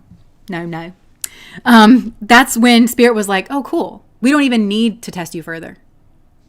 Deuces. Emily, thank you so much for the super chat. I'm late though. Happy to be here. Hi, Jess and Coven. He made his bed. Now he's got a hump in it. Yeah. And this is like everything that they build together is its own reward. Your eternal reward. Yeah. It is its own world. They will reap what they sow and they will build it together happily, like two little demons playing in a puddle. I'm sorry. I don't mean to like use the word demon lightly. Okay. These are human beings that have fallen. Although one definitely knows what they're doing more than the other, but the other ones become, I feel like, just like this person, and they can choose to be better. And I'm kind of using that inflammatory language to be like, do you want to stop being nasty? Is that what you like to do? Because I'm not going to play the game where we don't call this exactly what it is, because that's what this person does. That in their own mind, they're like, they make their own behavior and they make this relationship out to be something that it's not. They refuse to look at the wrongness of this, and so therefore they're just never confronted with the truth. And I feel like it's gotten so bad to where it's like, you know that scene in Mean Girls where it's like, oh no, you're plastic. You're not pretending anymore. You're plastic. Like, that's what I'm trying to do. Like, choose to be better. It's not that there's no way out of this. If you feel like you've cavorted with this, come back to the light. Come back to us. Say no to whatever's going on here and just see this person and everything around them for exactly who and what they are. We don't claim these two. I cut him off and literally my life leveled up in every way. And yeah, notice stuff like that. You'll be rewarded for moving away from this energy. And he would be rewarded, or she would be rewarded for cutting off whatever this other energy is. Don't cavort with the dark. Don't. I mean, it's like we have to give grace to ourselves here, compassion. I also just heard that's what your name is, Grace. Like your hidden name is Grace, like with the truth, saying the truth here. But you got to cut away from the dark, wherever it is, like whatever level it is. No. Nasty is holy to describe himself and the associates. They did more low. Yeah. And I feel like also some people here like need to actually call a spade to like get yourself out of the situation. Also, I've been watching the Dr. John Deloney show and he's really hit or miss for me. Like, I think I watch it because I'm healing. Maybe we're going into pile number 3 now. I'm healing my heart from just like men in this world.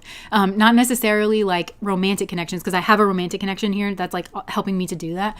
But like, it's helpful for me to like, I feel that if Christian people that were around me actually, you can see, for me, you can see like with his speech, at the very least, he's not a hypocrite with his like Christian views, because he is like a therapist. And I heard him say on air the other day, again, for some reason, it like heals my heart, where he's like, I wasn't going to say anything because one of the callers said that they had gone to a Christian therapist, and he was like, the Christian therapists are the worst. They're like just notoriously like, their efficacy towards like the field of psychology isn't on point. It's not like the best. I wasn't going to say anything. That's a person who's like really Christian. Like he openly speaks about that and is also a therapist. Stuff like that just like helps to heal my heart. But he'll just call it out. Like, no, you got to be honest with yourself, you know, and he'll say those kinds of things like to men, not always. Cause like I said, he's really hit or miss, but like, I just feel if people were like that, I don't know that I would have had reason to ever like kind of leave my faith. So maybe it was like, I don't know, blessing in disguise. But I feel like it's just healing my heart to whatever degree I can hear men actually holding themselves accountable and actually like having virtues that they believe in and that they run by themselves. They don't allow their lust to take over them or their greed to take over them, to where they'll call something that's clearly a fucked up situation not that way, but then they still want to hold on to I'm the good guy, you know, or like I don't cavort with the devil kind of thing. Like it just bothers me, you know. So anyways, I don't know. That's neither here nor there, but take that however it resonates. I'd ask for a non-Christian, yeah. Because a lot of times the religion just ends up being used as a shield to bad behavior. Instead of encouraging people to become better people, it just ends up being one big club of, oh, well, we identify as this, so we all have each other's backs. But, and especially like, I don't know, in Christianity, the concept of forgiveness has been really externalized and like weaponized, to where as a group, we have an effect on the world that we don't take accountability for. I'm saying we because I do consider myself still a Christian. I'm definitely not Christian in the way that traditional Christians would call themselves that, but that's also why people have problems there. Yeah. Okay. Oh, he was a Jehovah's Witness homosexual. You know what gets me about the Jehovah's Witness too is like, I'm pretty sure their churches don't have windows in them. And that might be a metaphor. But like, it just kind of, what? The Kingdom Hall. Yeah, the Kingdom Hall. Like, they're like windowless buildings, a lot of them. I don't like that. I don't like let the light in, you know? What are you hiding in there? Okay. I just joined right in time for pile 3. Welcome. I'm going to throw this up here if you are joining us. We just finished the first 2 piles. I'm going to rest my voice for a second, put on my lip gloss, and then we'll go into pile number 3.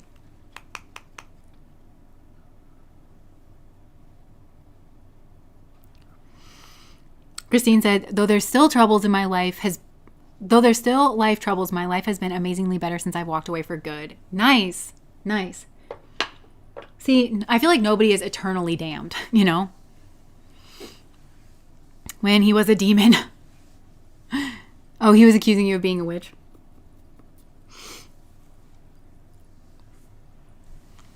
Even in Christianity, the Bible is full of stories. To quote directly without learning the lesson and morality of those stories is really just unwise. Also, like the one thing I think Christians do, they don't put the Bible in context, like historical context, and they pick and choose which gospels to be included, or they let somebody ages ago choose that.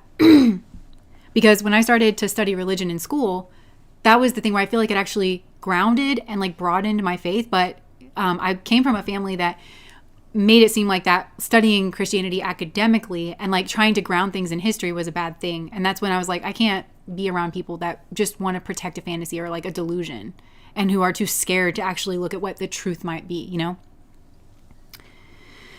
All right. So we're going to move to pile number 3, the desert.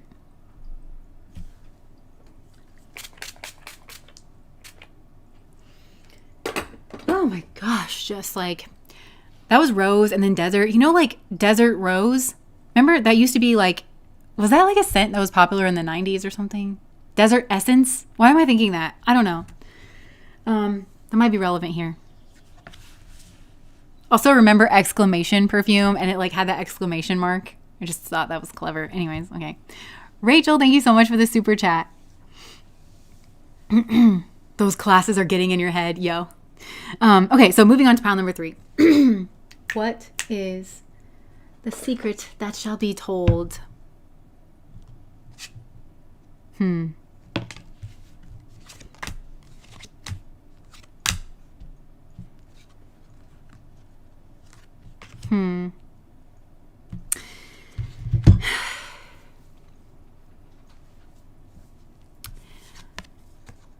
Okay, BT said desert rose is a nickname for gypsum crystals. If that's relevant to anyone. Okay, this is resonating already. Okay, so I feel like somebody here might need help. What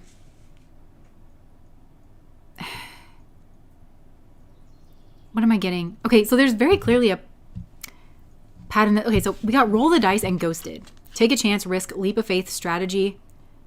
Ghosted, disappear, silence, ignored, rejected, crossroads, and divine intervention. Choice, multiple options, turning point, indecisive, serendipity, catalyst, supernatural, and karma.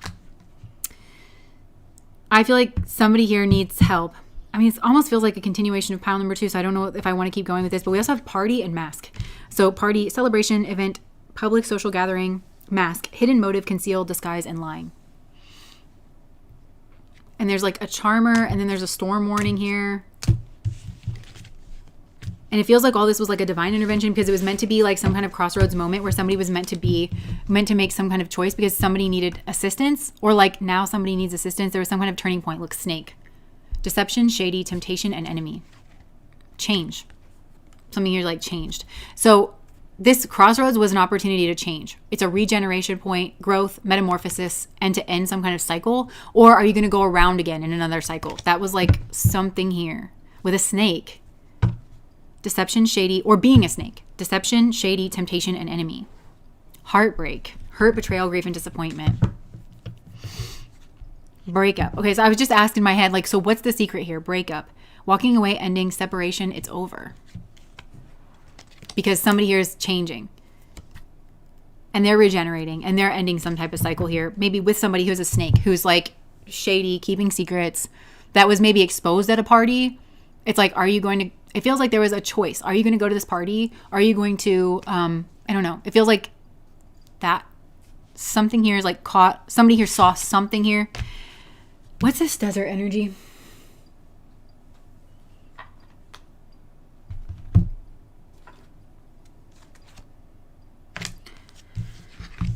Surrender. I can release my need to control. It feels like somebody here is caught in some type of addiction. Look, there's infatuation, denial, obsession, and attraction, envy, hater, spiteful, and jealous. So limelight, audience, and self-absorbed. And then got somebody blocked here.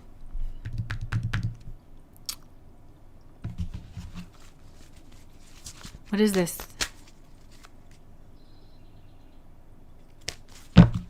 Yeah, somebody here is like not doing well. It feels like a masculine energy because that just looks like a man's hand to me.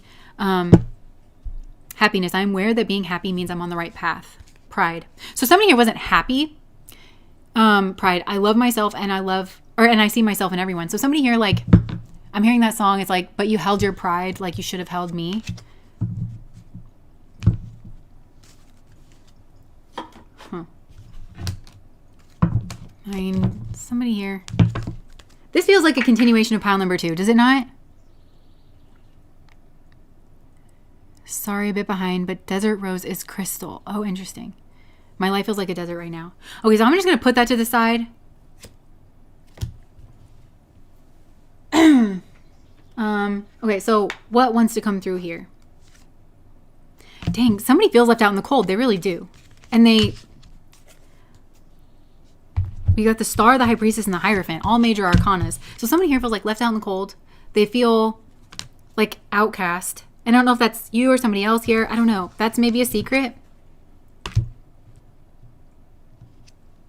And then there's the hierophant.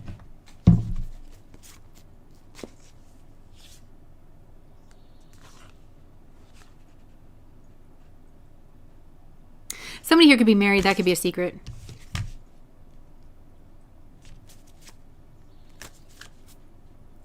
Okay. Somebody here could be... Okay. It feels like somebody that maybe did all that stuff that we were talking about. It was like very deception oriented. And that was that crossroads moment, right? It was like a divine intervention. That person, I think, maybe on the outside looks that they are okay, but they're in some type of marriage and, but they're dreaming about somebody else. Like they do have regret and remorse, I think is what some of you need to hear. I don't know. This still feels like maybe a continuation of pile number 2. So I'm just going to say, like, Spirit, what wants to come in right now for pile number 3? Some of you might want to, maybe there's a connection here to pile number 2. For those of you that just tuned in here to pile number 3, you might want to listen to pile number 2. Okay, so new energy for pile number 3, Spirit. What is a secret that you want to tell pile number 3? Things are going to change. Oh my gosh. Okay, so, okay, I'm glad that I did that. So I feel like you are going through a hard time right now with like this desert energy. Maybe money is tight. Maybe you're kind of feeling protective in like a certain way. But I feel like I'm hearing like, and these things will change. These things will change. I can see it now. Yeah. There's a victory here that's coming through in some kind of like you're building something, some kind of like teamwork. Yeah. If you build it, they will come. Okay. So there is some kind of like, you're getting inspired with like an idea or something, like you're really keeping it in your mind, in your head, and it's very purifying, whatever this is. And, yeah, there could be some type of like competition. Like maybe this is a really competitive field, or like for you to get funding for whatever this is, it's like very competitive and it's making you feel like out in the cold or something. But there's something here and it's really simple and it's really sweet that like you enjoy, and you don't need to get funding for it or anything like that. You don't need to like try to get attention for it or try to build anything. It's coming through with like a simple like love and like sharing that with other people, or connecting with people based on that, like some activity that you like to do. That is what's leveling you up, but it's leveling you up through the Hermit. So something here is like marinating inside of yourself, and then it's like waiting for some kind of ships to come in here. And this might even be us, is what I'm getting. Like we're engaging here and it's not, it's just simple. Like we just like to do this, or we like to just kind of be here with each other. And you're in the Hermit and it's turning a corner in your soul and it's helping to level you up. And then something here really good is coming in, and it's like something to do with like healing your heart. So I feel like you're going through a process now, whether you know it or not. It's a very alchemical process, and you're healing your heart. Okay, that's where I feel like the crossroads energy. So it's showing me like where both of these people went after some kind of like something that happened here. That person who did something deceptive and chose not to end like their karmic behavior and their karmic relationship, or like whatever, that person now like needs help, needs assistance. I feel like they might seem like everything's okay, but actually like they're really drowning, and they're just thinking about like a lover situation from their past that they wish that they had not ruined. But this other person, don't feel sad about it, because I feel like you feel that you're in a desert or something, but Spirit is like guiding you forward and guiding you onwards. Okay, I'm hearing that song that I think I was hearing in pile number 2. You should be famous. Everyone should know what your name is. But don't seek that out. Like just, it feels like healing your heart, and it feels like just following some kind of simple impulse to do the things that you love around the people that you love. And then that bosses up all of a sudden into a major arcana, the Hermit, where you kind of, yeah, because, okay, this is hard to describe, because I feel like there's some kind of spark energy. You love it, and you're around other people that love it. And then all of a sudden something starts to happen in that group where you boss up into the Hermit energy.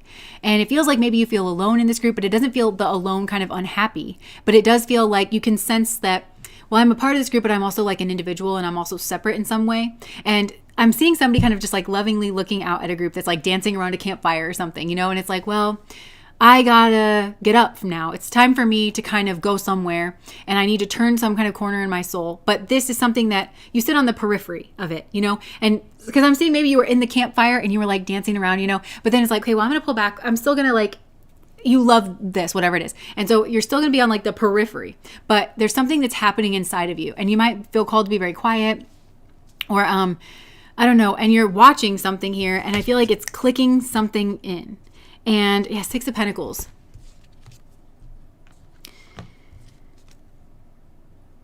Okay, so you might actually meet somebody here. I don't know. It feels like there is something here about a favorite energy. Like you're recognizing, oh my gosh, I love this the most about myself, or about something's going to stand out to you. I don't know. And there could be some kind of tower moment when it comes to money, where you receive money for something, or it's positive, whatever it is. It feels positive. And it's something to do with the King of Pentacles. You could meet a King of Pentacles, but then you're kind of like blocked off a bit. But this is helping you to let go of this like devil energy that you were intertwined with in the past. Not everybody is going to hurt you. Not everybody's going to hurt you. These are both major arcana cards. And I think that there's something about, okay, so whoever did like the messed up thing, It was the crossroads moment, divine intervention. They chose not to end a karmic cycle. They chose to not stop being a snake, and they chose to not stop involving with the snake. So that person went down one path in life. It's the devil path. That is the person who's putting on some kind of type of show. They're not actually happy. They actually need help. They're drowning, and they're like thinking about some type of relationship that they wish they would not have ruined in the past. But the other person here is meeting somebody who's going to heal their heart from this, is what I feel like. But it's through following an innocence, like that spark of innocence of, hey, I just really like this. But it feels like it's totally untainted. You're not trying to make money from it. You're not trying to make it your identity. You're not trying to cling to it in any way. It's just letting the animal of your body love what it loves, and you're kind of around that. And then all of a sudden you meet somebody or like you notice somebody. This could be somebody that you're already friends with, or it could be, like if you're just doing something that you love, it feels like multiple things that you love. Like you have a lot in common with this group of people, or you're introduced to a lot of different things, and then you're like, well, this is the thing that's like my favorite. I really want to explore this more. And you're going to go down that path, and you're like going to become the King of Pentacles for some of you. I think this is kind of both true. Even if you're a woman, like you're going to become the King of Pentacles. You're going to build something. Again, innocence is the seed of like nobility, and it's the seed of strength. And the King of Pentacles for me is a very noble energy. Builds things the right way, slowly over time. You're just going to start doing it. You're not maybe even going to realize that you're doing it. You're laying some kind of foundation, but that foundation is completely innocent. It is, you're not angling for something. You're not trying to make it profitable, or like it's just a love energy that you're kind of following. And I think that's going to lead you to a King of Pentacles who might appear scorpionic. So they could be like a Scorpio rising or that kind of vibe, where you're unsure about that person. And in part, it's because I think you're really attracted to this person, and I think you were really attracted to this person in the past. And then they ended up being what they were, the devil, the damn devil. But this person is, I think, maybe has been through something similar. They're just kind of cautious. They're also like really observing you. I think this person may not want to be too much. They might not want to come on too strong, or they could have come off some kind of big ending themselves of like, it could be a marriage. It could be they just lost their job. It could have been that they thought they had some kind of passionate connection with somebody that similar to you was the devil, and like went off and was continuing to be the devil. So this person is like, I'm not sure like what I should do. I'm just not sure. And this actually, the meeting of whatever this is, or like you realizing it, is the end of some type of karmic cycle. And it's a paradox. It feels like the paradox because it's also a new beginning is what I'm getting, like that you have with this person. But it's also like a painful ending of this cycle from the past. So there's like maybe pain here, or oh my gosh, like you cannot make this up. We have the World, the Ten of Swords, and the Fool. The Fool is like the beginning, and the World is the end. So yeah, and then you can surrender. So remember, surrender came out earlier. Maybe you thought you wanted to surrender to like your attraction to somebody here. They also were like, I don't know, I'm just going to surrender. I'm just going to surrender to my snake energy. But they know in the back of their mind that when they just surrender and they let go, they're a snake, and they need to stop doing that. Oh, Nikki, thank you so much for the super chat. So there's something about like trusting the surrender energy and like getting it in the right place. And so this person's like really watching you. Oh my gosh, the Lovers. Yo, death and rebirth of this Lover's energy. So I feel like somebody from your past is stuck in some type of treacherous situation that they are part and parcel with, because like attracts like, and the choices they made were all in alignment of being a snake and cavorting with a snake and not closing out that cycle within themselves and externally.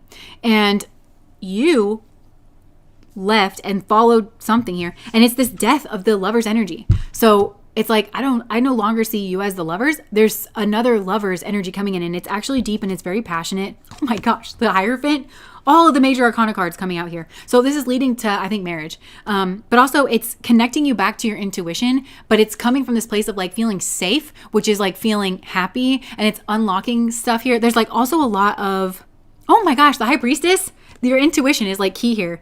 It's going to feel magical. It's just going to be like, boom, boom, boom, boom, boom. The further and further you get away from this like kind of false twin flame, this false soulmate energy, this false Lovers, you really could have thought this was your person, and maybe they could have been if they made different decisions, if their allegiance was not to the dark and if it was to the light. Major arcana cards with the Sun and the Star, because you felt cast out here, and maybe you're away from home, or you're away from somebody that you want to feel their warmth or their light on you again. But there's another sun here, and it's like right here. It's like right in front of you. And that's the sun that you're feeling. You might be feeling its warmth. Don't mistake where that warmth comes from. It comes from this like new person that's coming around here. Yeah. And so it'll bring up something. It'll actually clarify something about this person from your past. The longer, I think you're going to end up marrying this person. But there's also something to do with your career.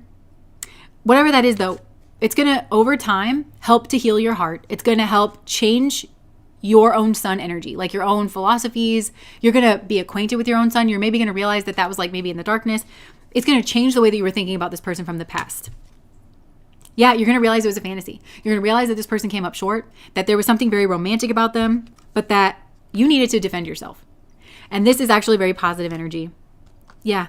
And it's going to shove you right into your subconscious, and you're going to process through all the illusions and all the fears. And some of the fears, it's like you still carry those fears with you. Why am I so afraid of trusting? This went deep, whatever this was, because I feel like there was a soul connection here between you and this person from your past. There was like on par with the lovers. Like this person could have been the love of your life. They could have been your soulmate. They weren't, because they chose to fall in their energy and not to rise up to living a life of righteousness and truth. And so you need to kind of there's like, you're realizing their secrets. You're wondering what like emotionally this person, like they could have played emotional games with you. You're wondering what their genuine emotions are. And all these are like very valid. Meanwhile, I think they're realizing from a distance, shit, I wish I wasn't such a snake. Yeah. I feel like there might be arguments like in their other situation. And a lot of that's because of you. Because they hate themselves for the way that they treated you. They never also, I think like for some of you, this person like ran away from some kind of situation. They did something fucked up to you, and then they just like ran away. And they should have had an argument with you, or they were trying to bait you into an argument. They waited for you to start an argument because they wanted you to like fight for them or something. But really, I feel like this person, like y'all needed to have an argument like in the moment, or some very firm language go on, and they needed to kind of start it or something that would end up to the Two of Cups. I feel like this person's going to want to come back, and it might be under the guise of help me, help me. They're going to present like they're independent and that they're successful. They're not. They went down a snake path. And so this person is very much a snake still.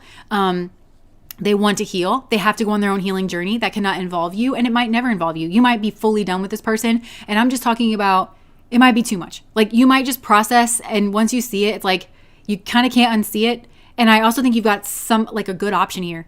This is the lovers. You're going to have the actual lovers in your life. And I don't know. I just don't think that, yeah, you've got the 10 of Cups, man. So you're chilling. You're big chilling. I wouldn't go back for this person because they continue to not be who they say they are. And what they're presenting to yourself, what they present about themselves continues to be a lie. They want to present themselves as shiny. And I feel like that's what they did to you in the past. But like right behind that moon energy is the devil. And this person right now, I think, is going through some kind of crisis of conscience. They're going through some kind of faith where they're realizing that they're trapped, they're stuck, or they're addicted to something. And so they're going through a tower moment here. It might have to do with money. This may literally have cost this person. I mean, it cost them for sure. It cost like a lover's connection. Lovers isn't even just Two of Cups. The connection that they have with you, this is like, people talk about twin flames and soulmate. This is more twin flame than it is soulmate. Soulmates are rare and they're beautiful and they're around, but it's not the lovers. Like this is something different. But that's what's coming in is you got another like lovers type of connection coming as you didn't do anything wrong, and you need healing. And so somebody in pile number 1 said, what happens if I was this innocent person that got squished? Like what's going to happen to me? I feel like, again, there's a path to healing here that's coming in. There's an actual lover situation. You're going to know, and you're going to pull it apart. You've got a lot of learning to do about this other person and the kind of ilk that they are and that they run with. So I feel like something here is like a tower moment where they're going to realize that they're stuck actually. And it might be by some kind of contract. So it could be a marriage contract. They may have a prenup between the two of them. And maybe they thought that prenup was in their favor, but then it's like, actually, I don't even get what I thought that I got because I misread that because as it turns out, I don't read the fine print because I just follow my dick straight into the pits of hell. Like, I don't know. It seems like something like that. So there's some kind of tower moment and it has to do with money and maybe having to give money over. It also could be that they're not the favorite. Like they're realizing that they're not the favorite. I think this person actually, whoever this, because I think that they were a convenient getaway car or like they were a backup plan and they didn't know that. I think that they were really entrapped by lust, like with this person, and they wanted something that this person had on a material level, money. They thought they were going to get that. And then some kind of tower moment hit and they realized that they're not the favorite. And they realized, I think that they've been cheated on, but it's because whoever this person actually wanted was like not available, or they were trying to like, I don't know, play games with them. And so they came back around to like this person from your past. And I feel like this is all like hitting like this kind of tower energy. It's like dominoes, where they're kind of realizing that the player got played. Because this person played you in some way. Because they pretended, they put on this like really shiny, very, it's giving like very nurturing, but like also maybe very elegant. Even if this is a man, like there's something like respectable, elegant, nurturing, family, like attractive. And maybe you weren't around this person all the time. Like they would go dark, but it also could be, it seemed natural to you. Like naturally there's some kind of cycle of we're around each other and then we're not. But this person I think was dicking off behind the scenes. You would wonder what this person was up to, and they were up to something. You're correct about that. You would wonder what the communication was behind the scenes. You're correct about that. Where some kind of money was going or where it was coming from. You're correct to wonder about those kinds of things. Don't let this person fool you. But it's all just came blowing up in their face. Something here blew up in their face because I think they thought like that they had the upper hand here and like, oh, this person like really, really wants me. But actually it feels like they were a convenient getaway car. And, but they were really drawn into what this person like had to offer. Yeah. So that person's going to try to come back around to your life. That's a secret. And they're going to do the same old shit because this person is in flux. Everything's in turmoil because the tower moment has just hit. But just know that they're like reaching for a life raft and they think of you. They think that you are the one that has like a soft heart, that they can, that you're their getaway car. Remember, I said this in another pile where it's like they have now become that person. Like exactly what that person did to them, they're going to try to do to you. And I think they might well think that it's like love or something. And I think it's so this person can understand they're in that same position, but it all feels instinctual so that they can understand the way that that other person felt like towards them kind of a thing, or use them in some kind of way. They can see, I don't know, something, but you're in this, I feel like you're supposed to be in this energy.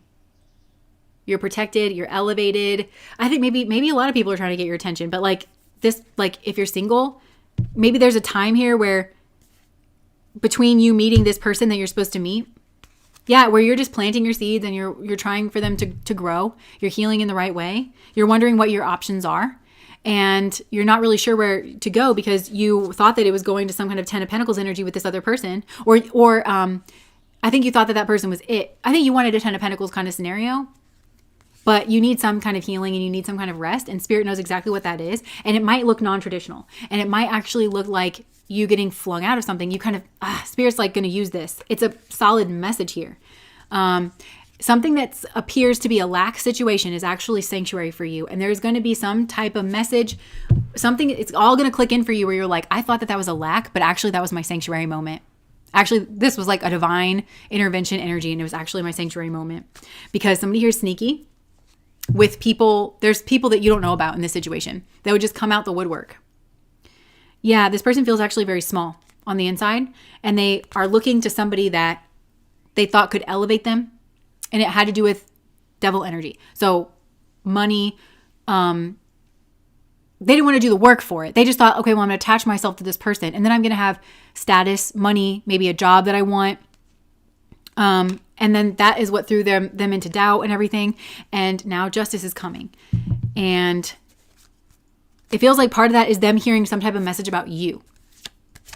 That you are not checking for them, that you are calm, that you're peaceful, that you're growing your seeds, that something here is like starting to grow. And that might be in a relationship with somebody else. And this person's going to want to try to come back around and see if they can break it. I would show, if you've got your partner there, not for a moment in time should you give this other person more. Don't communicate with them behind this person's back ever. Not one message will be exchanged between the two of you that you don't say, hey, my ex reached out to me. Your allegiance is very much, don't ruin this other thing. And I don't think you're really at risk at doing that. If that person shows up, you're disinterested. Are you 10 feet away from this person? Or are you standing right next to your person? You're standing right next to your person because that's the actual lovers. And show this person what they missed out. If you are around, this person's going to go, yeah. But if you're like, no, and you're like with this other person, then they're going to be like, I guess I underestimated that person. I thought this person really maybe thought that they had you on some kind of leash or they misunderstood you or something. This person's on the leash. That's the tower moment. No, you have a problem. You're on the leash and it's for materialism. Maybe they thought that they were using this other person that they attached themselves to, that they were like getting some kind of benefit. And I think maybe they told themselves some kind of convenient lie. Oh, well, this is love and I just happen to profit from it immensely. they're the one that's on the leash. They're the one that has some type of like addiction. And I think they maybe even look at you as the Page of Cups. Like you don't have enough to give them, or like, but you're moving forward with the Chariot, and you being, again, there's this something here where it's like you just love something and you're around it, and it leads you, I think, to something that you will end up doing for a community or like for work, or it's leading you to like your person, and that's going to move forward at speed. That's going to like be the thing that carries you forward. And it's weird because it's like in this roundabout way, but you're not trying to be a roundabout and you're not trying to dodge anything. I feel like you're actually going very directly towards the things that you love, towards your own healing. You're being direct, you're being truthful, but somehow this is like a roundabout way of getting you to move forward actually very quickly. Spiritually, this feels like strong spiritual growth. And this also feels like getting you up and out of, I love this card so much. I feel like it speaks to me, but like it's the Eight of Cups, because there's always love in the Eight of Cups. But to me, there's always this intuitive knowing, because a lot of times with the cups, they're only in one deck that I have is the Eight of Cups. All the cups are shown as like actually being broken already. A lot of times they're on the table, they're full. But something about you is saying, go away from that. There's something else. This is about to sour. It's about to turn. And this is like, you're leaving, it feels like a karmic soul group behind. Because I also want to say that maybe you were in foreign territory with this person. There was people around this person that were keeping secrets for them. Or, yeah. And I think they even had a lot of love for you. But they were still keeping this person's secrets.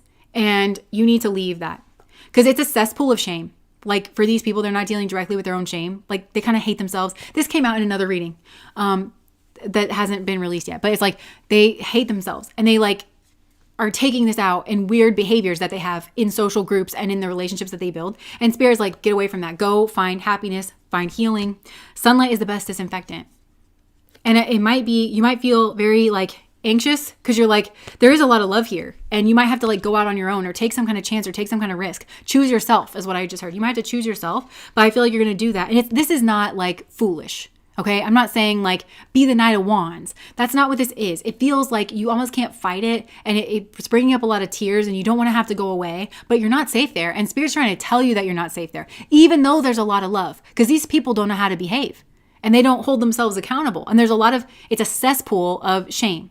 And so you're really like up in your head about it because you don't want to leave this behind. And you might even feel like, oh, well, I'm stuck like here at first. No, you're not. You're safe. And you need to let this go. Yeah. For you to get your fairness, for you to get your justice in this situation, you need to let this go. You need to let this other person go. And then watch what happens. That's the hand of God. And then watch how the good Lord blesses you. That's when you're going to meet your person. When you finally let this person go, that's when you're going to meet this person. Don't dick anybody else around over the fucking devil. Like watch the good things in your life change. You will continue to be happy, healthy. Like you get the blessings that like the Queen of Pentacles. So either God will gift you a Queen of Pentacles. This is like stability, following your intuition here as well too. It's like, and there's some kind of connection. This came out in another reading too. There's some kind of connection between like earth and like foundation and stability and your intuition. Your intuition is going to start getting stronger is what I meant to say. It's going to get stronger because you're like more rooted and you can trust. And that's what is putting this person in their head. And they're just in swords energy. So they're trying not to dip into their emotions, because if they dip into their emotions, they have to admit that a lot of their behavior has been bad and that there is no excuse for it. And they would have to start seeing clearly now. And that's like going to be, about the 10 of Pentacles, that you were their 10 of Pentacles. And they saw you as the Page of Cups. But, the good Lord has some things up their sleeve. And that was the test. Are you the builder or the saboteur? Because if you got to build it with somebody, that means that y'all are starting at square one. And I feel like maybe you two were on the same level as each other. So if you're judging, I feel like this person could have judged you harshly. Like, oh, well, you're just the Page of Cups. You don't have anything to offer. And it's like, we're on the same level. So ouch. But like also like, like, don't you catch the irony? Like you're I just heard from year one when, oh my gosh, one of the characters, I don't know. He likes this girl, Ema, and she's a gatherer and he's a gatherer. He's a guy, but he's not a hunter. And he's like really wants her attention and everything. And he's like, she's a gatherer herself. She's a self-loathing gatherer. Like, I feel like that's you, where you're like, I'm the Page of Cups. You're the Page of Cups. Like, you are a self-loathing page of cups, like, you know, but you both at least had your innocence in that relationship. In your relationship together, you both had your innocence. And that's the seed of nobility, and that's the seed of strength. Upon this house I shall build, or upon this rock I shall build my church, is what I just heard. That is the rock. It looks like the page of cups. This is interesting. And they're showing me that there's some kind of similarity here. Remember, I know one of the other piles I was talking about this person appears to be the victim, but they're actually the persecutor. Like there's something here where it's like, spiritually, you would think a rock is a rock, you know, and it's earthy and but for some reason, this page of cups is the rock, even though it's liquid and watery. I just saw one single water droplet go into the soil. And then I saw, you remember Noah, like the most recent Noah? There's that scene in there where he plants that seed for the Garden of Eden, and then all of a sudden rivers start to sprout, and like that's kind of what I'm getting. It's magical. It's something here. It's greater than the sum of its parts. If you were just to be of a strategic mindset, if you were just to be a materialist, if you were just to allow your greed and your lust and your worldliness and your materialism to guide you, you would miss this. You would miss this because there's something here that's going to click in, and it's big. It's Wheel of Fortune energy. It's so fortunate, and you can never have seen it coming. You could only have been loyal to goodness and innocence and your own heart, and there's a gift in that. But if you knew about it ahead of time, your heart is not being weighed against the right thing. All you're judging is that you like nice things and you would like to have nice things, and so of course you're going to choose this path. So there's something here, and this person's going to have to realize that. This person on the other path is going to realize, I'm decrepit. And I built upon a decrepit foundation because I lost my innocence. And I didn't build with innocence. I built with decrepit. Something about this is decrepit. It's not innocent. I feel this was an affair. It was either an affair on you or it was an affair with somebody else. But I just feel this was built upon devil shit, and it wasn't built upon positive shit. And this person needs to come back to themselves. They need to come back to the light. But whatever this is, they want what you have, I think, on some level, because this person's materialistic, even though this used to be a loving connection. I just heard, bring back that love and feeling. Oh, that love and feeling. This person had that loving feeling with you, but they said that was the Page of Cups. They said it was small. They took the lovers and they said that's the Page of Cups. And Spirit was like, it's both. But they really diminished the love. And they want to feel that again. But they also want what you have, what will grow here. And I want you to know that it's not just yours. What you built here, it's not yours to give away. It's between you and your soul partner. They are a part of building that. You are a part of building that. And so it's not yours to just give away. Even if, some of it's yours. No. This doesn't get separated out. This is the two of yours together. This person is envious of what you have with somebody else. And the thing is, they could have had that with you. This person could have that same fucking thing with you. And they chose the devil and the devil's cup, and they chose to be decrepit and to get involved with something seedy and unnatural and untoward and gross. And that's exactly what they've yielded. And there also might be something there where it's like something is greater than the sum of its parts, because something here looked like it could add up to their strategic mind. But compare your own strategic mind, because you're a human being. You're extremely limited in the knowledge that you carry, in the things that you can be aware of at any given time. In other words, people can have conversations behind your back, can't they? We all can't see the truth of what it is, right? And so we have that, but on the negative end. We have that on the negative end. So it just seems like something here is really going to blow up in somebody's face. And meanwhile, you have this like happy, beautiful new beginning. What do you do with a loving feeling if the loving feeling makes you feel all alone? I forgive him, but he needs to be on his knees praying because it's out of my hands. Oh my gosh, that reminds me of the Kesha song, Praying. So that's a secret that's going on here. Somebody here like wants your help, but they're playing out the same pattern that happened between them and their nasty partner. They're trying to play that out with you, but from a different role. They need to be in their head like this. I feel like this person wanted to keep you in your head so that they could come back around to you, or so that they could have you on the side, or like something like that. But this person is now like feeling this. It's giving Game of Thrones. Sir Sissel said, is there any secrets about the new person energy beginning? Well, we've talked a lot about that here in pile number 3. right? That's all like, it's going to catch you off guard, and it's in a positive way.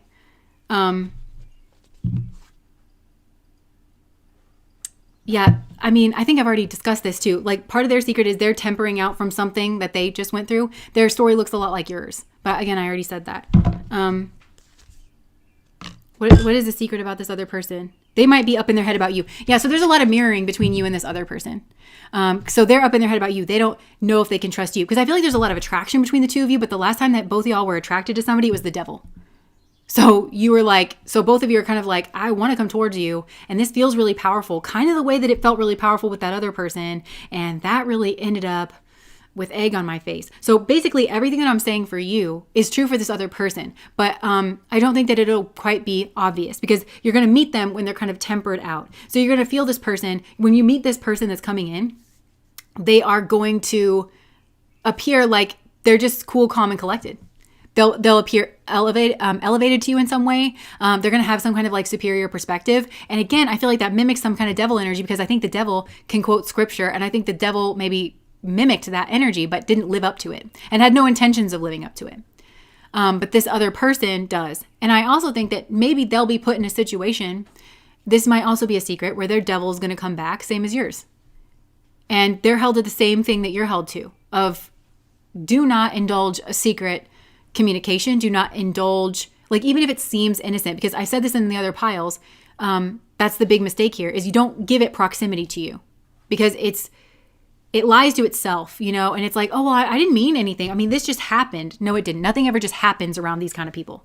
Nothing ever just happens. They're always angling for something. They know, and they knew from the beginning what they wanted, but they didn't speak it out loud. And they just kind of thought, oh, well, I'm just going to shoot my shot. But really, there is ways that they're moving that's like very strategic. So it's going on both sides is what I'm feeling. Yeah. And it could be that like this new person, that there's like a tower, because they do choose to go back to this devil energy. But, and they need to see that like you're actually the favorite. You're the new favorite, and that you're the real deal. Yeah, you're the King of Pentacles. Like, so I feel like that's kind of what's going on. But I don't want to scare you, because I feel like you're not as attached to this new person, like whenever that happens, but you still know that they're like, you're not as attached to them as you are the old person, just because of time and like what's gone on here between the two of you, like you and this devil person in the past. But yeah, you'll know.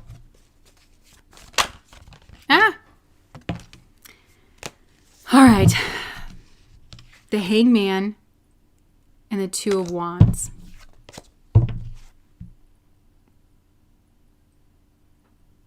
Yeah, this is all about like new perspectives.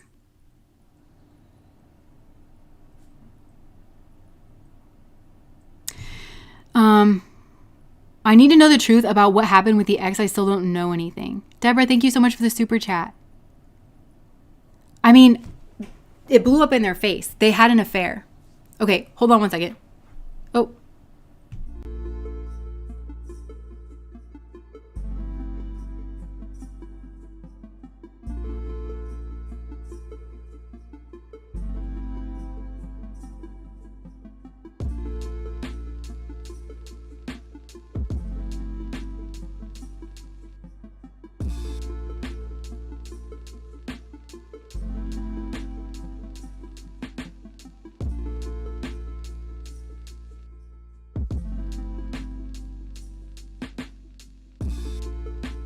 Okay, sorry. Alex said I had something in my mouth.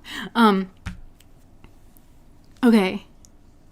We'll see what Alex came to the rescue. Okay, so somebody was saying that they wanted to know what happened to somebody else's, like to that situation. And I just feel like, Spirit is trying to protect you from that. Like, they don't want to upset you, because this person was chosen over you.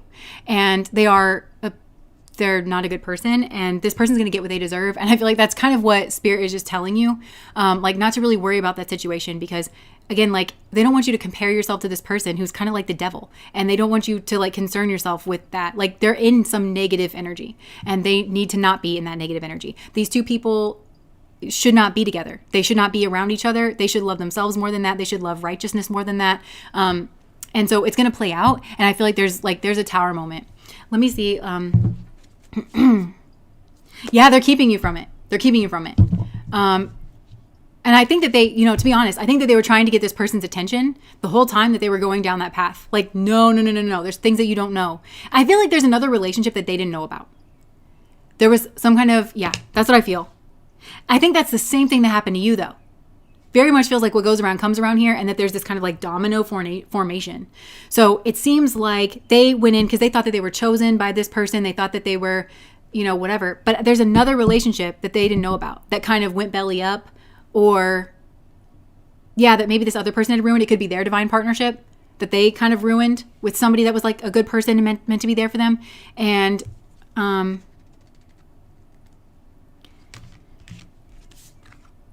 it used to feel really good.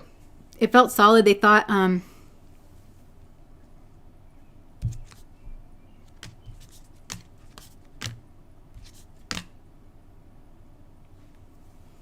I feel like the player gets played is what I think. I think that exactly what they did to you is going on. I think that there was some type of other relationship here. No Drama Llama, thank you so much for the super chat. Yeah, there's something that they didn't see. I feel like there's reading involved here too, like maybe of text messages. Or again, it feels like of the contract. They signed some kind of prenup here. They actually are like leaving with nothing. There's something to do with money, and there's something about not being the favorite. They thought that they were the favorite. They thought that they were chosen. I feel that they were a convenient escape hatch. Or like, I think that whoever this was blew up their divine partnership similarly. And I think that they just knew that they had this person on the hook. And that's kind of what I'm getting. They find out that there's somebody else. And somebody that's maybe not talking to them, but maybe will be talking to them later. They might find some kind of messages. I feel like they're not actually the favorite.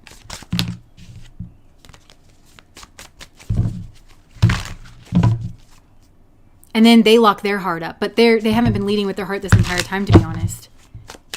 All right, so it's difficult to get over a situation when you don't know what exactly happened. I agree, because you don't kind of know what to process. But Spirit is saying that they, I think, have tried to shield and protect you from this because they don't want you to get the wrong idea or the wrong impression. Because, like I said, this person was chosen over you, and they were seen as superior to you in some kind of way. And it was because of what they had on a material level. But the blessings that Spirit can give you, because they work for the other team, and I feel like there's it also could be something about what that was built on. So somebody here could have like a business or something, and it looked really and so it looked really stable, and it looked like, oh, I'm going to be a part of that. But actually the business is like not doing very well, or well, they don't actually own the business. Their dad owns the business, and their dad is somebody that's not trustworthy and closed up the business one day, and then it was all poof, it was all gone. It just feels like something like that, because this is a karmic contract, and it feels like there's stipulations put in place here of if you go in, like, this is not to be given to a karmic. This is something that if this person, whoever they chose over you, if they stick with their divine partnership, it will be something that grows and gives for them. But it doesn't feel like if they are going to be karmic and blow up that relationship and then try to win or something, like, it doesn't feel like that's going to have the same like effect or something.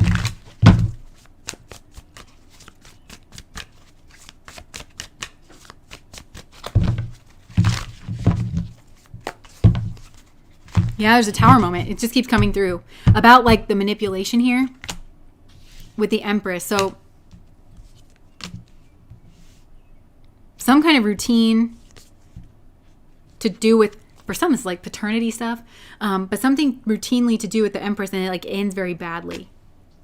And like there's some kind of betrayal. They have to find their own temperance. So this person's just like on the same track, but they're like further behind because they indulged some kind of, they're not like, for some of you, this person's not, they need to take responsibility. They need to take responsibility. They need to like end this. They need to take responsibility for having involved with this and indulge this fantasy with this person, causing a fight. Like they were trying to get this person's attention too, or maybe that person was trying to get their attention. There's a pregnancy maybe. I just feel like, I don't know. All right. Oh, there's a lot going on there. So, okay, so that was pile number 3. It feels like kind of I can see how all these piles would be connected. Also, romantic feelings is a part of it. So I feel like you have romantic feelings for somebody else. That's very, very genuine, and it's definitely on par with what you have with this other person. And that's, I feel like, rare. But like, again, I feel like you didn't do anything wrong over here. So they're going to see you move on and have romantic feelings with somebody else. And that person's like the real deal. And they maybe have to like lie in their head or something. But like they, because they we're the snake in the grass for you, I think. And they have romantic feelings for you that they can't actually like come towards because there's been a change here. There's been a metamorphosis. Okay, leave that.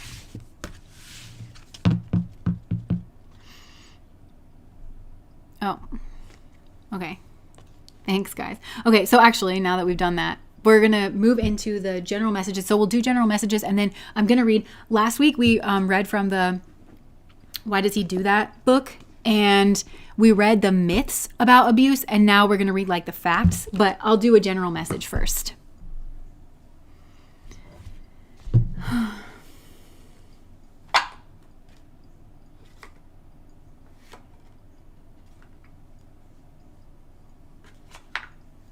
All right. General message. Actually, let me get a drink here.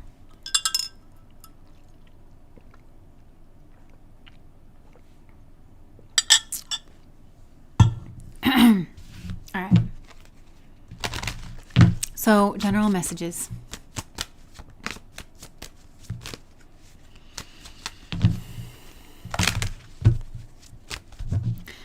All right, someone's feeling protective or defensive around a home or like in their family. And it has to do with like communication and some kind of conversation. Because, yeah, secret communication. There's something here where they're like looking at somebody differently, or maybe for some of you, this is the answer to your question. If you feel like you cannot move forward, this could be what's going on in someone's home. Take that how it resonates. But for some of you, you might be feeling this way. There's something here about like, again, in somebody's home, in somebody's family, they're feeling squished and stood over. I feel like there's a secret that maybe hangs in the balance. They talk about it. They talk around it. Yeah, this is exactly the energy of like somebody here is like in the background, like looming kind of over this person, and they're kind of dancing around it. It feels like somebody here knows that they're controlled and that somebody here has power over them. But whoever has power over them maybe plays innocent or,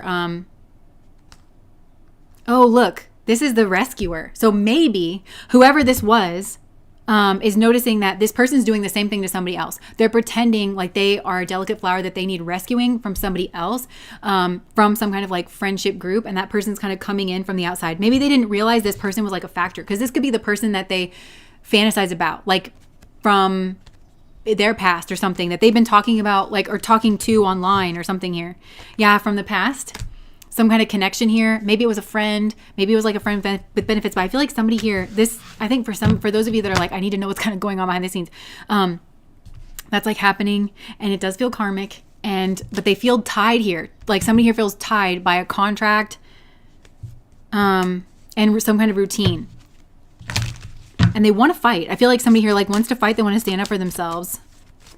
But maybe for the person, I feel like this is turned around on them, this victor, rescuer, persecutor, because somebody here that was like this to them and caused them to involve, now they're doing this to somebody else. And they've become the bad person, you know? And so they want to stand up for themselves, but they feel like that would give credence to some kind of false narrative of like, oh, see, they're so angry, you know, or something like that.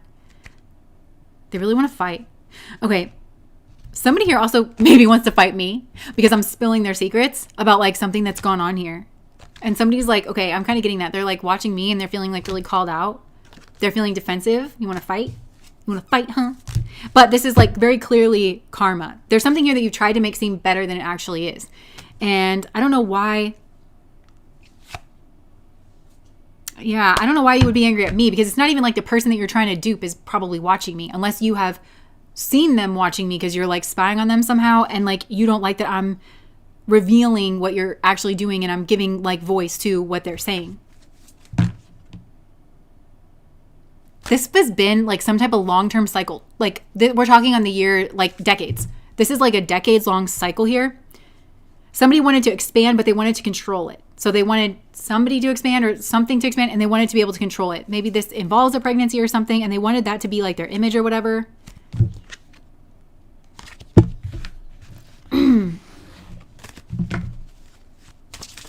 If people play God in someone's aspect of life, aka relationship, then that person really abusively tyrannical.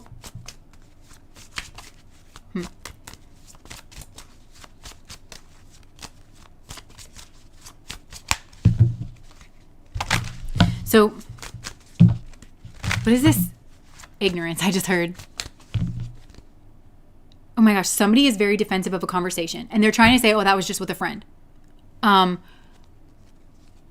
So I don't know. Some of you maybe are in a karmic situation and you understand that, okay? And you're trying to find your way out of it. And if you're there, we're not trying to condemn you. You're trying to walk back out into the light, then continue on that journey. We're here to help you. There's messages that are coming through for you to get you back in the light, to get you back like on your perspective. Somebody here is like, okay, right. So if this is resonating for you, no shade. There's some kind of like argument, or they want to be around in somebody's head, around some type of argument. They want to be able to throw some kind of argument or some kind of accusation to get people. But somebody here is like risen above that, or they've like integrated themselves. Somebody here is like watching. There's a proverb, intuition beats experience. Intuition, but then this, I don't know if it's experience so much as like it's just cold, strategic observation.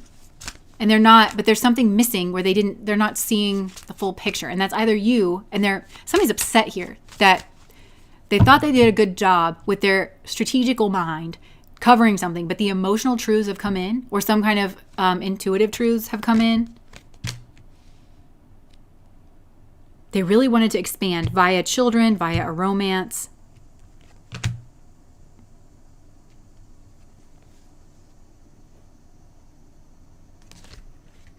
They feel like that's been ruined. Somebody here does.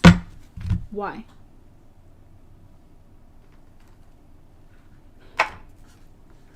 Witch. Maybe because of a witch. Or a group of witches on the internet that we happen to be. Because the truth has come out. The truth has come out, maybe it's caused a fight. And they have been left out in the cold, or they've been exposed as being lacking, or not having the money that they said that they did. Certainly lacking in morals. Somebody here's like upset about that. Look, somebody here's watching. So somebody here's either watching somebody, watching you, or discovering something. This could be like logging into a bank account or something, like discovering the truth. Somebody here's watching somebody, and they wanted to be able to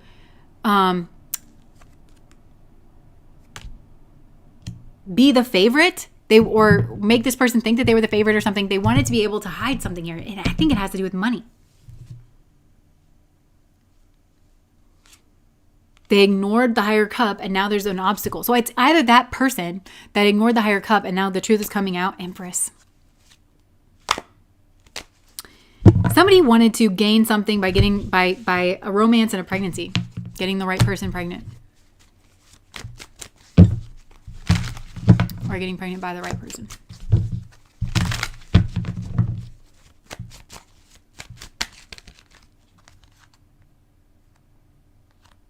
Somebody here is so pissed. Like it just keeps coming through that they're so pissed because there's a blockage or an obstacle they want, and they're trying to maneuver around it. But this innocence is the thing that they can't get around. Okay, anything else, Spirit? I don't know anything else. I feel like Spirit's just saying like you're really protected, and it's been like this seed of innocence that's protecting you, or protecting someone else, or protecting a child. Because for some of you, maybe they want to get in your child's head about you and play with their narratives or something. Some kind of message. It didn't knock you. It didn't knock you in some kind of way.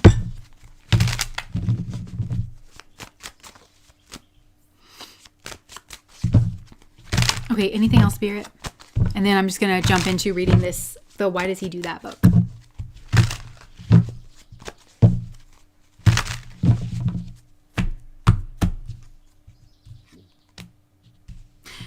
If this is you, if you're in this situation, some type of abusive situation, you've just discovered some secret, it hangs between the two of you, you feel controlled by it, and you're trying to kind of figure out something about like this secret. You have everything that you need in order to discover this, in order to kind of get around it. I think for some of you, now keep yourself safe, okay?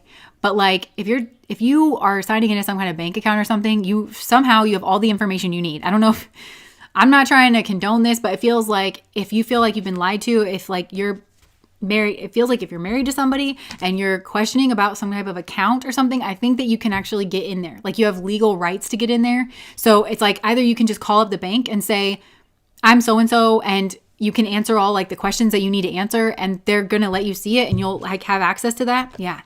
To put a stop to this dysfunction. You can do something here.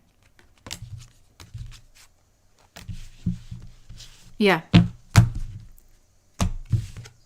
It even just could be intuitively, like everything has been satisfied karmically, where intuitively you can have the truth. So it doesn't matter that this person's mad.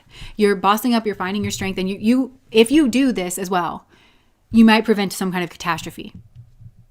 I don't know if there's something you need to know about like the finances, or about, you thought somebody was paying your mortgage and actually they weren't, or like you thought like,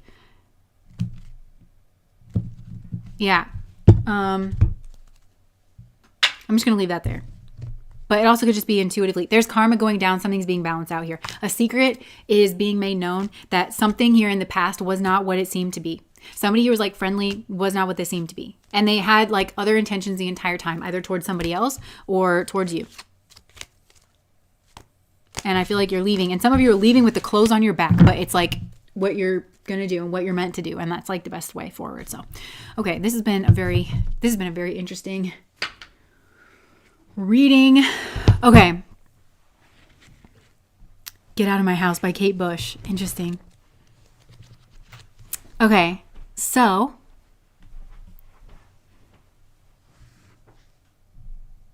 okay. Now we will read this part of Why Does He Do That?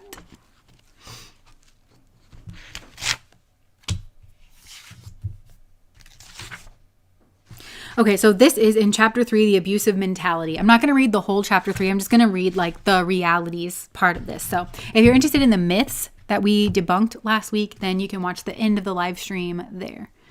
So, okay, reality number 1, he is controlling. My client Glenn arrived angry and agitated for his group session one night. His words spilled out rapidly. Harriet started yelling at me on Friday afternoon and told me she is going to move out soon. Then she left for the whole weekend and took my 2-year-old son with her. She really hurt me, so I decided to hurt her too, and I wanted to go after something that was really important to her, to show her what it's like. She had been working for a week on this college paper that she had put a lot of hours into and was going to hand in on Monday. She left it sitting right atop her dresser, just asking for it. So I tore it up into little pieces. Then I ripped up a bunch of pictures of the 3 of us, and I left it all in a nice pile on the bed for her to come home to. I think she learned something from that. Foul. Glenn was remarkably honest with me about his thought process and his motives, probably because of how justified he felt. He believed in his right to control his partner's actions. He expected his words to be the last word, and he did not accept defiance. He considered it right to punish Harriet in the most severe way he could think of. If she took steps to recover ownership of her own life, he talked proudly of how he had allowed her various freedoms while they were together, as if he were her parent, and defended his right to remove her privileges when he thought the time had come. Control comes in many different forms. A few of my clients have been so extremely controlling that they could have passed for military commanders. Russell, for example, went so far as to require his children to do calisthenics each morning before school. His wife was not allowed to speak to anyone without his permission, and he would order her back to her room to change clothes in the morning if he didn't approve of her outfit. At dinner time, he would sit back and comment like a restaurant reviewer on the strengths and weaknesses of what she had prepared, and would periodically instruct her to go to the kitchen to get things for the children as if she were a waitress. Russell's style was at one end of the spectrum of controlling behavior. However, most of my clients stake out specific turf to control, like an explorer claiming land, rather than trying to run everything. One abuser may be fanatical about having to win every argument, but leave his partner alone about what she wears. Another man may permit his partner to argue with him about the children, for example, but if she refuses to let him change the TV station when he wants, watch out. Dozens of my clients have thrown or smashed remote controls. The television is tightly controlled by many abusers. One abuser will have a curfew for his partner, while the other will allow his partner to come and go as she pleases, as long as she makes his meals and does his laundry. The spheres of control. Arguments and decision-making. An abusive man's control generally falls into one of more of the following spheres: arguments and decision-making. An intimate relationship involves a steady flow of decisions to be made, conflicts needing to negotiate, tastes and desires to balance. Sorry if you can hear my stomach is growling, but I'm going to eat after this. Who is going to clean up the mess in the kitchen? How much time should we spend alone together, and how much with other friends? Where do our hobbies and interests fit into our priorities? How will we process and resolve any annoyances or hurt feelings? What rules will we have for our children? The mindset that an abuser brings to these choices and tensions can make him impossible to get along with. Consider how challenging it is to negotiate or compromise with a man who operates on the following tenets, whether or not he ever says them out loud. 1. An argument should only last as long as my patience does. Once I've had enough, the discussion is over and it's time for you to shut up. 2. If the issues we're struggling over is important to me, I should get what I want. If you don't back up, you're wronging me. 3, I know what's best for you and for our relationship. If you continue disagreeing with me after I've made it clear which path is the right one, you're acting stupid. 4, if my control and authority seem to be slipping, I have the right to take steps to reestablish the rule of my will, including abuse if necessary. The last item on this list is the one that most distinguishes the abuser from other people. Perhaps any of us can slip into feelings like the ones in numbers 1 through 3, but the abuser gives himself permission to take action on the basis of his beliefs. With him, the foregoing statements aren't feelings. They're closely held convictions that he uses to guide his actions. That's why they lead to so much bullying behavior. 2, personal freedom. An abusive man often considers it his right to control where his partner goes, with whom she associates, and what she wears, and when she needs to be back home. He therefore feels that she should be grateful for any freedoms that he does choose to grant her, and will say something in counseling sessions like, she's all bent out of shape because there's only one sleazy girl I don't let her hang out with, when all the rest of the time I allow her to be friends with anyone she wants. He expects his partner to give him a medal for his generosity, not to criticize him for his oppressiveness. He sees himself as a reasonably permissive parent towards his adult partner, and he does not want to meet with a lot of resistance on the occasions when he believes that he needs to put his foot down. Sometimes this control is exercised through wearing the woman down with constant low-level complaints, rather than through yelling or barking orders. The abuser may repeatedly make negative comments about one of his partner's friends, for example, so that she gradually stops seeing her acquaintance to save herself the hassle. In fact, she might even believe it was her own decision, not noticing how her abuser pressured her into it. Is the abusive man's thinking distorted? Certainly. A man's partner is not his child, and freedoms he grants her are not credits to be spent like chips when the urge to control her arises, but his rules make sense to him, and he will fight to hang on to them. 3, parenting. If the couple has children, the abusive man typically considers himself the authority on parenting, even if he contributes little to the actual work of looking after them. He sees himself as wise and benevolent head coach who watches passively from the sidelines during the easy times, but steps in with the correct approach when his partner isn't handling the children properly. His arrogance about superiority of his parenting judgment may be matched only by how little he truly understands or pays attention to the children's needs. No matter how good a mother his partner is, he thinks she needs to learn from him, not the other way around. The abusive man claims that his control is his partner's best interest. The justification was captured by my client Vinny. Olga and I were driving in a really bad neighborhood. We were arguing and she got crazy the way she does and started trying to get out of the car. It was dark. It was the kind of place where anything could happen to her. I told her to stay in the car and that she wasn't getting out in a place like this, but she kept trying to push the door open. I couldn't get her to stop, so I finally had to slap her in the arm, and unfortunately, she hit her head against the window, but at least that got her to settle down and stay in the car. Does Vinny really believe that he's abusing his partner for her own good? Yes and no. To some extent he does because he has convinced himself, but his real motivation is plain to see. Olga wants out of the car in order to escape Vinny's control, and he wants to make sure she can't. Unfortunately, an abuser can sometimes succeed at convincing people that his partner is so irrational and out of control, that her judgment is so poor that she needs to be saved from herself. Never believe a man's claim that he has to harm his partner in order to protect her. Only abusers think this way. When a man starts my program, he often says, I am here because I lose control of myself sometimes. I need to get a better grip. I always correct him. Your problem is not that you lose control of yourself. It is that you take control of your partner. In order to change, you don't need to gain control over yourself. You need to let go of control of her. A large part of his abusiveness comes in the form of punishments used to retaliate against you for resisting his control. This is one of the single most important concepts to grasp about an abusive man. Reality number 2. He feels entitled. Entitlement is the abuser's belief that he has special status and that it provides him with exclusive rights and privileges that do not apply to his partner. The attitudes that drive abuse can largely be surmised by this one word. To understand entitlement, we must first look at how rights should properly be conceived of in a couple or a family. And then we've got this at the top here. Oh, it says man, woman, children in those circles. The man's rights and a woman's rights are the same size. They have the right to have their opinions and desires respected, to have a 50% say in the decision-making, to live free from verbal abuse and physical harm.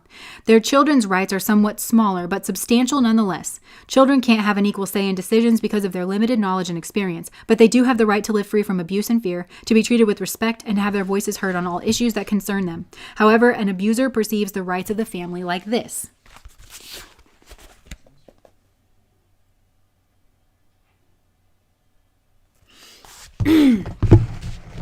Not only are the rights of his partner and children diminished, with some abusers, those little circles disappear altogether, but his rights are greatly inflated. My fundamental task as a counselor is to get the abusive man to expand his perception of his partner's and children's rights to their proper size and to shrink his view of his own rights down to where it belongs.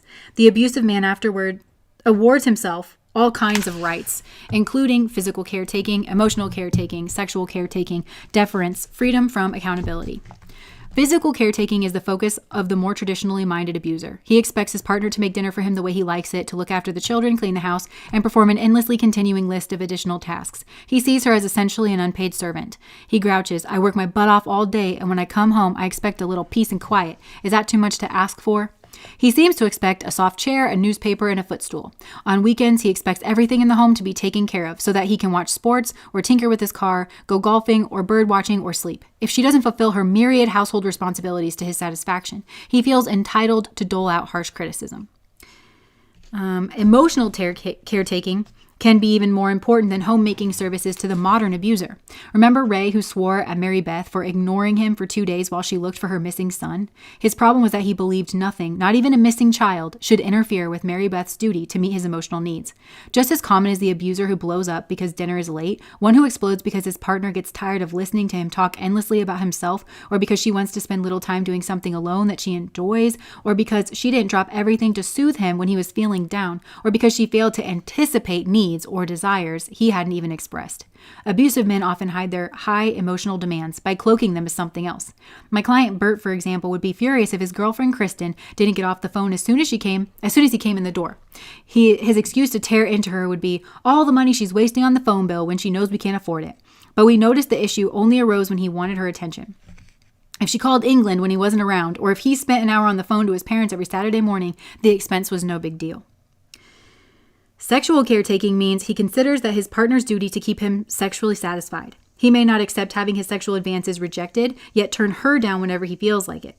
Even her pleasure exists for his benefit. If she doesn't reach orgasm, for example, he may resent her for it because he wants the pleasure of seeing himself as a great lover. Not all abusive men have a great interest in sex. Some are too busy with outside relationships or use substances that diminish their sex drive.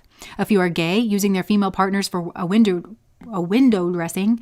Some of my clients can feel attracted to a woman only as a part of a domination fantasy.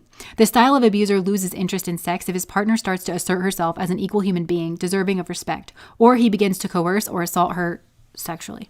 In short, he wants sex on his terms or none at all. Deference refers to the abuser's entitlement to have his tastes and opinions treated as edicts. Once he has made the pronouncement that a certain movie is shallow, or that Luis was trying to seduce Jay at the picnic, or that Republicans don't know how to manage the economy, his partner is supposed to accept his view unquestioningly. It is especially important to him that she not disagree with him in front of other people. If she does, he may yell at her. You made me look like a fool. You're always out to show me up. And similar accusations. His unstated rule that she is not to question his ideas. Freedom from accountability means that the abusive man considers himself above criticism. If his partner attempts to raise her grievances, she is nagging or provoking him. He believes that he should be permitted to ignore the damage his behavior is causing, and he may become retaliatory if anyone tries to get him to look at it. I had the following exchange with a man who was new to my program. Bancroft, who is the author. Can you explain to me why you are joining this abuser group? Hank. Well, I slapped my girl a few weeks ago and now she says I can't come back into the house unless I get counseling. Bancroft. What led up to your abuse? Were you arguing? Hank. Yes, and she accused me of having an affair. That really pissed me off. Bancroft. Well, were you having an affair? Hank. Pause. A little startled by my question. Well, yeah, but she had no proof. She shouldn't go saying things like that when she has no proof. Oh my gosh, what an idiot. Hank reserved for himself the privilege of being critical of his partner, a privilege that he exercised a great deal. Complaints against him that included drawing any attention to how bad his behavior had hurt other people in the family, he was quick to stifle. In Hank's case, the retaliation took the form of physical assault. The abusive man's high entitlement leads him to have unfair and unreasonable expectations so that the relationship revolves around his demands. His attitude is, you owe me. For each ounce he gives, he wants a pound in return. He wants his partner to devote herself fully to catering to him, even if it means that her own needs or her children's get neglected. You can pour out all your energy into keeping your partner content, but if he has this mindset, he will never be satisfied for long. And he will keep feeling that you are controlling him because he doesn't believe that you should set any limits on his conduct or insist that he meet his responsibilities. Many men feel specifically entitled to use violence. A recent study of college males studying, this was written back in the day, A recent study of college males studying psychology published in 1997 found that 10% believed that it was acceptable to hit a female partner for refusing to have sex, and 20% believed that it was acceptable to do so if the man suspected her of cheating. Studies have found similar statistics regarding young men's beliefs that they have the right to force a female to have sex if they spent a substantial amount of money on the evening's entertainment, or if a woman started wanting sex but then changed her mind. These studies point to the importance of focusing on changing the entitled attitudes of abusers rather than attempting to find something wrong in their individual psychology. Wow. Okay, the abuser's outlook on the woman's anger. The abusive man's problem with anger is almost always the opposite of what is commonly believed. The reality is, your abusive partner doesn't have a problem with his anger. He has a problem with your anger. One of the basic human rights he takes away from you is the right to be angry with him. We've talked about that a lot in the readings, anger. No matter how badly he treats you, he believes that your voice shouldn't rise and your blood shouldn't boil. The privilege of rage is reserved for him alone. When your anger does jump out of you, as will happen to any abused woman from time to time, he is likely to try to jam it back down your throat as quickly as he can. Then he uses your anger against you to prove what an irrational person you are. Abuse can make you feel straitjacketed. You may develop physical or emotional reactions to swallowing your anger, such as depression, nightmares, emotional numbing, or eating and sleeping problems, which your partner may use as an excuse to belittle you further or make you feel crazy. Why does your partner react so strongly to your anger? One reason may be he considers himself above reproach, as I discussed above. The second is that on some level he senses, though not necessarily consciously, that there is power in your anger. If you have the space to feel and express your rage, you will be better able to hold on to your identity and to resist his suffocation of you. He tries to take your anger away in order to snuff out your capacity to resist his will. Finally, he perceives your anger as a challenge to his authority, to which he responds by overpowering you with anger that is greater than your own. In this way, he ensures that he retains the exclusive right to be the one who shows anger. The abuser's own anger. Once you grasp the nature of entitlement, the following concept about the abusive man becomes clear. He isn't abusive because he's angry. He is angry because he's abusive. The abuser's unfair and unrealistic expectations ensure that his partner can never follow all of his rules or meet all of his demands. The result is that he is frequently angry or enraged. This dynamic was illustrated on a recent talk show by a young man who was discussing his abuse of his present wife. He said that his definition of a good relationship was, quote, never arguing and saying you love each other every day. He told the audience that his wife deserved his mistreatment because she wasn't living up to this unrealistic image. It wouldn't do any good to send this young man or any other abuser to anger management programs because his entitlements would just keep producing more anger. His attitudes are what needs to be changed. Reality number 3. He twists things into their opposites. Emil, a physically violent client with whom I worked, gave me the following account of his worst assault on his wife. One day, Tanya went overboard with her mouth, and I got so pissed off that I grabbed her by the neck and I put her up against the wall. With his voice filling with indignation, he said, then she tried to knee me in the balls. How would you like it if a woman did that to you? Of course I lashed out, and when I swung my hand down, my fingernails made a long cut across her face. What the hell did she expect? Question number 4. Why does he say that I am the one abusing him? The abuser's highly entitled perceptual system causes him to mentally reverse aggression and self-defense. When Tanya attempted to defend herself against Emil's life-threatening attack, he defined her actions as violent towards him.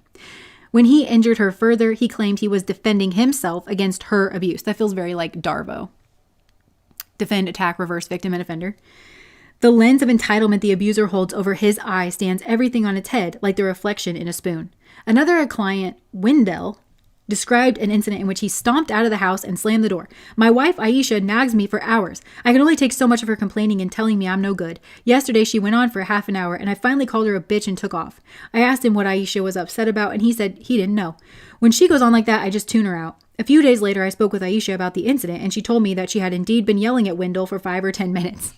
However, he had failed to tell me that he had launched a verbal assault when she first woke up that morning and had continued berating her all day.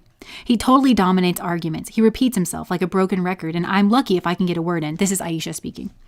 And his language is awful. He must have called me a bitch 10 times that day. She finally reached her limit and began standing up for herself forcefully, and that was when he stormed out for the evening. Why does Wendell think that Aisha is the one who had been doing all the yelling and complaining? Because in his mind, she's supposed to be listening, not talking. If she expresses herself at all, that's too much. When I challenge my clients to stop bullying their partners, they twist my words around just as they do their partners. They accuse me of having said things that have little connection to my actual words. Yo, I've experienced this being a tarot reader on the internet occasionally, especially like more in the beginning.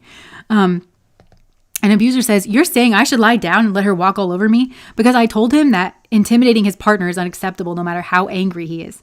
He says, "So you're telling us our partners can just do anything they want us to and we aren't allowed to lift a finger to defend ourselves?" Because his partner told him that she was sick of his friends trashing the house and that he should clean up his mess. And I told him that was no excuse to call her a disgusting name. He says, "Your approach is that whatever she does is okay because she's a woman. But because I'm the man, there's much stricter rules for me. Because I pointed out that his double standards and insistence that he should live by the same rules and I insisted he should live by the same rules that he applies to her." The abusive man has another reason to exaggerate and ridicule his partner's statements and mind. He wants to avoid having to think seriously about what she is saying and struggles to digest it. He feels entitled to swat her down like a fly instead. Reality number 4. He disrespects his partner and considers himself superior to her.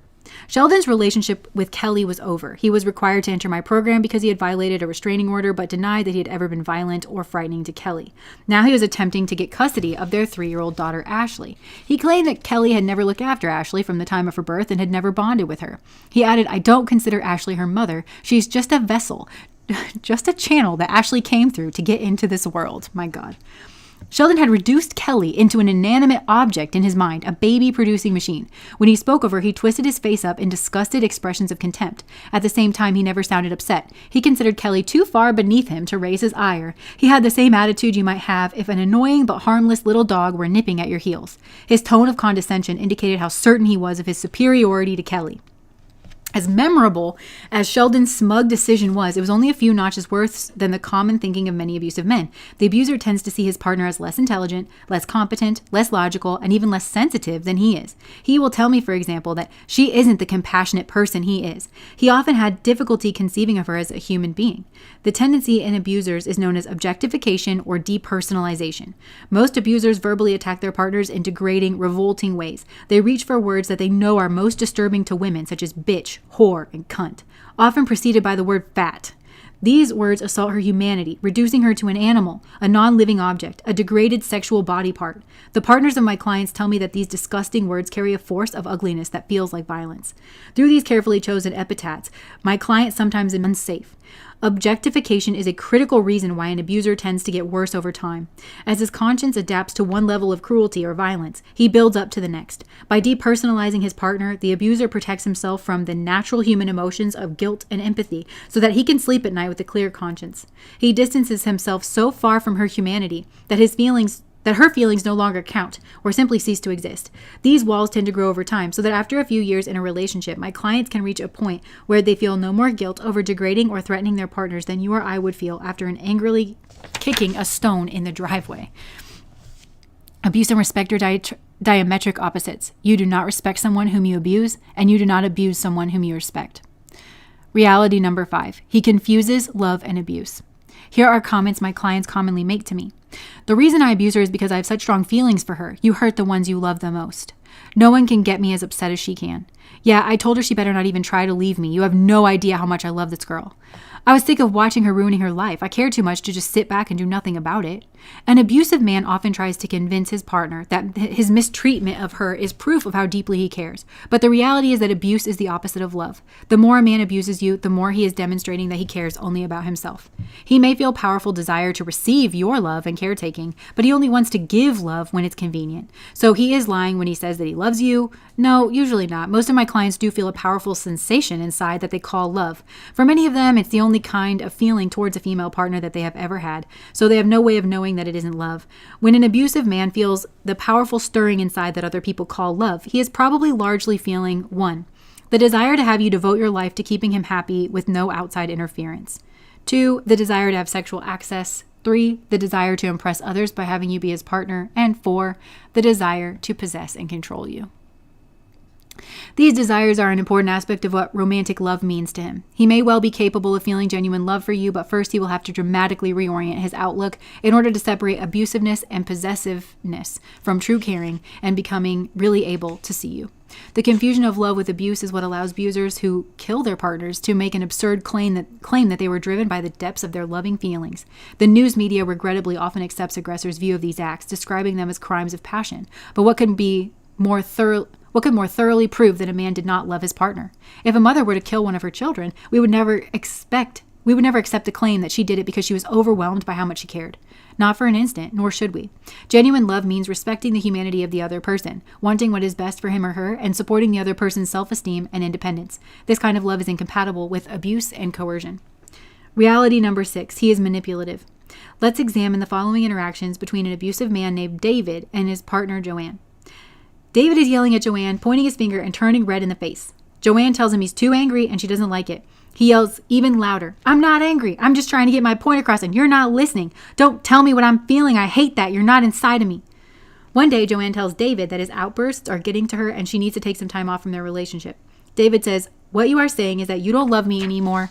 I'm not sure you ever loved me. You don't understand how strong my feelings are for you." And he looks close to tears. The conversation shifts to Joanne reassuring David that she isn't abandoning him and that her complaints about his behavior get lost in the shuffle. On another occasion, Joanne brings up the fact that she would like to go back to school. David responds negatively, saying we can't afford it, and refuses to look after the children while she's at class. Joanne prepares a number of strategies for dealing with both money and childcare, all of which David finds something wrong with. Joanne finally decides it's impossible to continue her education, but David then insists that he wasn't trying to talk her out of it. She winds up feeling that the decision not to go back to school is her own. Few abusive men rely entirely on verbal abuse or intimidation to control their partners. Being a nonstop bully is too much work, and it makes the man look bad. If he's abusive all the time, his partner starts to recognize that she's being abused, and the man may feel too guilty about his behavior. The abuser therefore tends to switch frequently to manipulating his partner to get what he wants. He may also sometimes use these tactics just to get her upset or confused. There are some signs of manipulation by abusers that you can watch for. Changing his moods abruptly and frequently so that you find it difficult to tell who he is or how he feels, keeping you constantly off balance. His feelings towards you are especially changeable. Denying the obvious about what he is doing or feeling. He'll speak to you with his voice trembling with anger, or he'll blame a difficulty on you, or he'll sulk for 2 hours and then deny it to your face. You know what he did, so does he, but he refuses to admit it, which can drive you crazy with frustration. Then he may call you irrational for getting so upset by his denial. Convincing you that what he wants you to do is what is in the best interest for you. This way, the abuser can make his selfishness look like generosity, which is a neat trick. A long time may pass before you realize what his real motives were. Getting you to feel sorry for him so that you will be reluctant to push forward with your complaints about what he does. Getting you to blame yourself or blame other people for what he does. Using confusion tactics in arguments, subtly or overtly changing the subject, insisting that you are thinking or feeling things that you are not, twisting your words, and many other tactics that serve as a glue to pour into your brain. You may leave arguments with him feeling like you're losing your mind. Lying or misleading you about his actions, his desires, or his reasons for doing certain things, in order to guide you into doing what he wants you to do. One of the most frequent complaints I get from abused women is that their partners lie repeatedly, a form of psychological abuse that in and of itself can be highly destructive over time. Getting you and the people you care about turned against each other by betraying confidences, being rude to your friends, telling people lies about what you supposedly said about them, charming your friends and telling them bad things about you, and many other divisive acts. In some ways, manipulation is worse than overt abuse because, especially when the two are mixed together. When a woman gets called a bitch or gets shoved or slapped, she at least knows what her partner did to her. But after a manipulation interaction, she may have little idea what went wrong. She knows that she feels terrible or crazy, and that somehow seems to be her fault. Reality number 7. He strives to have a good public image. If you are involved with an abusive man, you may spend a lot of your time trying to figure out what is wrong with you rather than what is wrong with him. If he gets along well with other people and impresses them with his generosity, sense of humor, and friendliness, you may wind up wondering, what is it about me that sets him off? Other people often seem to think he's great. Question number 5. How come everyone else thinks he's wonderful? Most abusive men put on a charming face for their communities, creating a sharp split between their public image and their private treatment of women and children. He may be enraged at home but calm and smiling outside. Selfish and self-centered with you, but generous and supportive with others. Domineering at home, but willing to negotiate and compromise outside. Highly negative about females while on his own turf, but a vocal supporter of equality when everyone else is listening. Assaultiveness towards his partner or children, but nonviolent and non-threatening with everyone else. Entitled at home, but critical of other men who disrespect or assault women. The pain of this contrast can eat away at women. In the morning, her partner cuts her to the quick by calling her a brainless fat cow. That caught me off guard. But a few hours later, she sees him laughing with people next door and helping him fix their car. Later, the neighbor says to her, "Your partner is so nice. You're so lucky to be with him." A lot of men wouldn't do what he does. She responds with a mumbled, "Yeah," feeling confused and tongue-tied. Back at home, she still asks herself over and over again, why me? Do abusive men have split personalities? Not really. They are drawn to power and control, and part of how they get that is by looking good in public. The abusive man's charm makes his partner reluctant to reach out for support or assistance because she feels that people will find her revelations hard to believe or will blame her. If friends overhear him saying something abusive or police arrest him for an assault, his previous people-pleasing ways lay the groundwork to get him off the hook. The observers think, he's such a nice guy. He's just not the type to be abusive. She must have really hurt him. The abuser's nice guy front helps him feel good about himself. My clients say to me, I get along fine with everybody but her. You should ask around about what I'm like. You'll really see. I'm calm. I'm a reasonable person. People can see that she's the one who goes off. Meanwhile, he uses difficulties that she is having in their relationship, that she's having in her relationships with people, many of which may be caused by him. A further proof that she is the one with the problem. One of the most important challenges facing a counselor of abusive men is to resist being drawn in by the men's charming persona. As they sit chatting and joking in their group meeting, cruelty and selfishness seem far away. I find myself wondering the same thing the neighbors do. Could this guy really get that mean? And even after he admits to what he does, it's still hard to believe. This contrast is a key reason why abusers can get away with what they do. Among my clients, I have had numerous doctors, including surgeons, many successful business people, including owners and directors of large companies, about a dozen college professors, several lawyers, a prominent and very mellow-sounding radio personality, clergy people, and 2 well-known professional athletes. One of my violent clients had spent every Thanksgiving for the past 10 years volunteering at his local soup kitchen. Another was publicly visible staff member of a major international human rights organization. The cruelty and destructiveness that these men were capable of would have stunned their communities that had they known. Although these men usually keep their abusive side well hidden outside of the home, there's one situation which it slips out. When someone confronts them about their abusiveness and sticks up for the abused woman, which happens to be my job. Suddenly the attitudes and tactics they normally reserve for home come pouring out. The vast majority of women who say that they've been abused are telling the truth. I know this to be true because the abusers let their guard down with me, belying their denial. Reality number 8, he feels justified. Several years ago, I had a client who began his first group session by declaring, I'm here because I'm a batterer. I was impressed with his ownership of his problem. However, the next week he softened his words to, I'm here because I'm abusive. And the third week he stated, I'm in the program because my wife thinks I'm abusive. Within a few more weeks, he had quit coming, having comfortably wrapped himself back up into his justifications. Abusers externalize responsibility for their actions, believing that their partners make them behave in abusive ways. Each of my clients predictably use some variation of the following lines. She knows how to push my buttons. She wanted me to go off and she knows how to make it happen. She pushed me too far. There's only so much a man can take. You expect me to just let her walk all over me? What would you do? Many clients express their guilt or remorse when they first begin attending counseling, but as soon as I start to press them and look at their histories of abusive behavior, they switch back to defending their actions. They don't mind glibly saying, I know what I did was wrong. But then I ask them to describe their verbal or physical assault in detail, and they leap back to justifying. Abusive men are masters of excuse making. In this respect, they are like substance abusers who believe that everyone and everything except them is responsible for their actions. When they aren't blaming their partners, they blame stress, alcohol, their childhood, their children, their bosses, or their insecurities. Most important, they feel entitled to make these excuses. When I point out that other men under the same pressures choose not to be abusive, they tend to become irate or contemptuous. Does this mean that abusers are psychopaths who lack any conscience that should cause them to feel guilt or responsibility? Generally not. Although I've had a small number, perhaps 5% of my clients who are. Most abusers do have a conscience about their behavior outside of the family. They may be willing to be answerable for their actions at work, at the club, or the event. At home, however, their sense of entitlement takes over. The abusive man commonly believes he can blame his partner for anything that goes wrong, not just his abusiveness. Did he suffer a disappointment? She caused it. Is he embarrassed by a mistake he made? She should have prevented it. Is it one of the children in a difficult period? She's a bad mother. Everything is someone else's fault, and someone else is usually her. Reality 9. Abusers deny and minimize their abuse. One of my areas of specialization is court-related work involving abusers who are physically violent and who abuse their children. I frequently encounter court personnel who say, well, she accuses him of abusing her, but he denies it. Then drop the matter, as if the man's denial closes the case. They also tell me, he says she does the same thing to him, so I guess they abuse each other. This kind of denial and cross-accusation tells us nothing about whether the woman is telling the truth.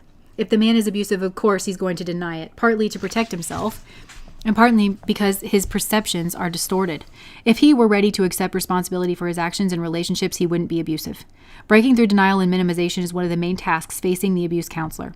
Many Most of the men in my groups admit to some abusive behavior, although they don't see it as abusive, of course, but they acknowledge only a small portion of what they have actually done, as I learned when I interview the abused partners. When an abuser denies an incident immediately after it happens, he can set his partner's head spinning. Picture a woman who arises in the morning with her stomach still tied in a knot from an ugly blowout the night before. Her partner makes a face at her in the kitchen and says, "Why are you so grumpy today?" She replies, "Why the hell do you think? You called me a loser right in front of the children, and then you yanked my towel off so they would laugh at me." Dear Lord. "Am I supposed to come down the stairs whistling a happy tune? What are you talking about?" he gasps. "You're an effing drama junkie. I was clear across the room from you when your towel fell off. You're going to blame that on me? You're nuts." And he walks off shaking his head. A woman can feel she's losing her mind or develop actual psychiatric symptoms. The partners of this style abuser ask me, after an incident, it seems like he really believes the abuse didn't happen. Is he consciously lying? The answer in most cases is yes. Most abusers do not have severe memory problems. He probably remembers exactly what he did, especially when only a short time has passed. He denies his actions to close off discussion because he doesn't want to answer for what he did, and perhaps he even wants you to feel frustrated and crazy. However, a small percentage of abusers, perhaps 1 in 12, may have an actual psychological condition such as narcissistic or borderline personality disorder, and in which they literally block any bad behavior from consciousness. One of the clues that your partner may have such disturbances is if you notice him doing similar things to other people. If his denial and mind messing are restricted to you or to situations that are related to you, he is probably simply abusive. Reality number 10. Abusers are possessive. New clients in my program sometimes look bewildered, as if I was giving a seminar on edible plants and they had wandered into the wrong room. They can hardly wait to speak, rising out of their seats to sputter to me. "But there are wives and girlfriends you're talking about. Do you really mean to say that someone else can dictate what we do in our relationships?" They smile as they speak, or shake their head lightly, as if they feel compassion for my dull wits. They assume I somehow failed to realize that these women are theirs. The sense of ownership is one reason why abuse tends to get worse as the relationship gets more serious. The more history and commitment that develop in the couple, the more the abuser comes to think of his partner as a prized object. Possessiveness is at its core of the abuser's mindset, the spring from which all the other streams spout. On some level, he feels that he owns you and therefore has the right to treat you as he sees fit. Question number 6. Why is he so insanely jealous? For many abusers, possessiveness takes the form of sexual jealousy. The style of man monitors his partner's associations carefully, expects her to account for her whereabouts at all times, and periodically rips into her with jealous accusations, as Fran did in Chapter 1. Ironically, most accusatory abusers are among the ones most likely to be cheating themselves. Possessiveness and entitlement make the abuser feel that it is acceptable for him to have affairs, but not her. An equally important reason for extreme jealousy exhibited by so many abusive men is the desire to isolate their partners. In Chapter 1, we met Marshall, who did not believe his own hysterical accusations of infidelity against his wife. So what was driving his behavior? An abusive man who isolates his partner does so primarily for two reasons. 1, he wants her life to be entirely focused on his needs. He feels that other social contacts will allow her less time for him, and he doesn't accept that she has that right. 2, he doesn't want her to develop sources of strength that could contribute to her independence. Although it is often largely unconscious, abusive men are aware on some level that a woman's social contacts can bring her strength and support that could ultimately enable her to escape his control, as we saw with Dale and Maureen in Chapter 1. An abusive man commonly attempts to keep his partner completely dependent on him to increase his power. Because of this mindset, an abusive man tends to perceive relationships that his partner develops, whether with males or females, as a threat to him. You may manage this problem by giving him lots of reassurance that you still love him and are not going to cheat on him, but you will find that his efforts to isolate you do not lessen because his fear that you might sleep with another man are actually only a small % of why he's trying to isolate you. At the time, jealous accusations and isolation are only one form of that ownership can take. There are abusive men who do not try to control their partner's associations, but their underlying attitude of "you're mine to do with as I see fit" reveals itself in other ways. If your partner's sister criticizes him for bullying you, he may tell her, "What I do with my girl is none of your business." If you have children, he may start to treat all family members as his belongings. His anger may escalate dangerously when you attempt to break away from him. Keep the word ownership in mind, and you may begin to notice that many of your partner's behaviors are rooted in believing and thinking that you belong to him.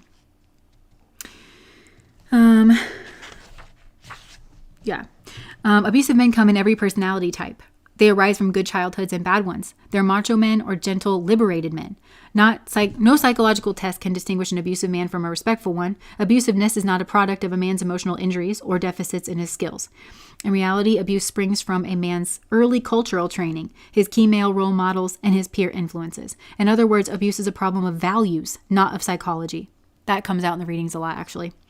When someone challenges an abuser's attitudes and beliefs, he tends to reveal the contemptuous and insulting personality that normally stays hidden, reserved for private attacks on his partner. An abuser tries to keep everybody, his partner, his therapist, his friends, and relatives, focused on how he feels so that they will not focus on how he thinks. Perhaps because on some level he is aware that if you grasp the true nature of his problem, you will begin to escape his domination. Key points to remember. Abuse grows from attitudes and values, not feelings. The roots are ownership, the trunk is entitlement, and the branches are control. Abuse and respect are opposites. Abusers cannot change unless they overcome their core of disrespect toward their partners. Abusers are far more conscious of what they are doing than they appear to be. However, even their less conscious behaviors are driven by their core attitudes. Abusers are unwilling to be non-abusive, not unable. They do not want to give up their power and control. You are not crazy. Trust your perceptions of how your abusive partner treats and thinks about you. Boom. Boom. I learned more about abuse with social media shorts than I did in therapy or books. That's so true. So, okay. That's, I think, all we've got here. And, I highly recommend this book. Why does he do that? If you feel like you're unpacking like abuse in your family dynamics or just around you in general, like unpacking their mentality and why they do what they do and that they in fact could change, but they don't want to change and, all that stuff. I just feel like very, very liberating. And I'm also hearing like, free your mind and the rest will follow. And I feel like that's what Spirit's trying to assist you doing. If you feel like you've like, maybe for some of you feel like you have been this person, or for others of you, I think you've been with this person, or like this was some like dynamic in your family, and Spirit is trying to untangle abuse and love to demystify the controlling elements of this relationship, or why you were so confused, or what's kept you trapped in this, because you think that something here is like love. And maybe you think that because there's been a history here between you and another person, and that history suffices as love, or you were really buying into that person's like charm, maybe when you first met them, or, it like no abuser is an abuser all the time. Like a lot of them are very sweet, or they're very loving sometimes. And yeah, that's like a part of what keeps you addicted, because addiction is actually at its strongest when it's unpredictable. Like when some kind of behavior of like, am I going to get love or am I going to get this, when it's unpredictable and you never really know. So I feel just keep going. I feel like Spirit is assisting you. You have a lot of support to like kind of unpack this and detangle this and understand that it's not you, you're not the problem, and to understand the roots of this are in someone's mentality. And a lot of mentality comes from culture. And that's been coming out in the readings more and more. I didn't even make that connection of like that he does talk about culture, but in the readings, they've been talking about culture more and more, that somehow the karmas are not necessarily, bless you, the karmas, like that was a sickness, right? Like he's obviously not sick, but like sickness in the philosophy, because that's my little soul cat. But yeah, that there's some kind of culture is how we get socialized. And so there's some kind of culture in the family and something here that has made the abuser feel like it is acceptable, that they are justified in being possessive, or that they are entitled to behave a certain way, but not you. And like, that's part of the karmas. That's what I was going to say, is like the karmas don't necessarily just go from you to them.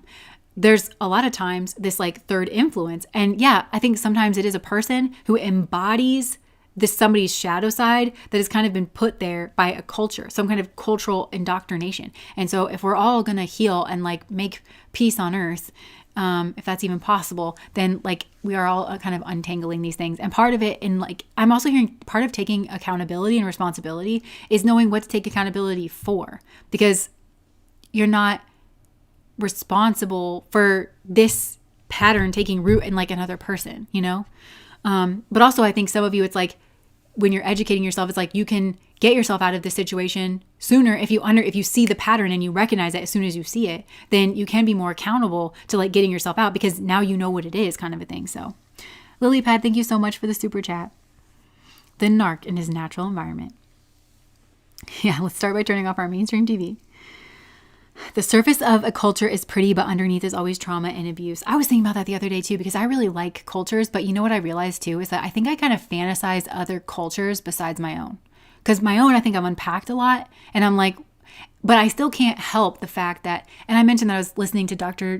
John Deloney, and no shade to him. Like, he's a good counselor and he does like a lot of good work. I just have mentioned that sometimes I really, really agree with him. And it's like very healing to hear. But other times I really don't, because I've like had to unpack my own beliefs and I just don't end up on the same spot that he does. But I found that I hate it about myself almost, that it's like comforting for me to hear people speak Christian, to hear people quote the Bible and actually like mean it. But I've just been burned a lot by people who've like used that. And so I've unpacked my own culture. I understand that. But then I think sometimes I romanticize other cultures and other religions and other places of the world, because being American, American culture is very anti-culture. There's not like a lot of solid culture besides like materialism. And American culture has a way of like flattening out like things from other cultures, because it's like a melting pot and a lot of people came here, at least they used to come here, and I don't know. And so I don't know, sometimes I'm like, well, I think it'd be really nice to have that cultural background where everybody makes empanadas, or like, you know, where everybody goes to like Dia de los Muertos and like you look forward to that, and it's like, you know, or something like that, you know, where it's like, wow, I bet that's cool, I bet that's like nice, and you feel like even on your loneliest day, maybe that you like belong somewhere rich, like something meaningful. And then I just feel like maybe it's probably they feel trapped by that too. I can only romanticize it because I'm like over here, you know, and there's something about it that I want. There's something about it that I miss, but like, I don't know how to have that without feeling oppressed or being oppressed. Yeah. Anyways, that's just like something that I've been thinking about. But yeah.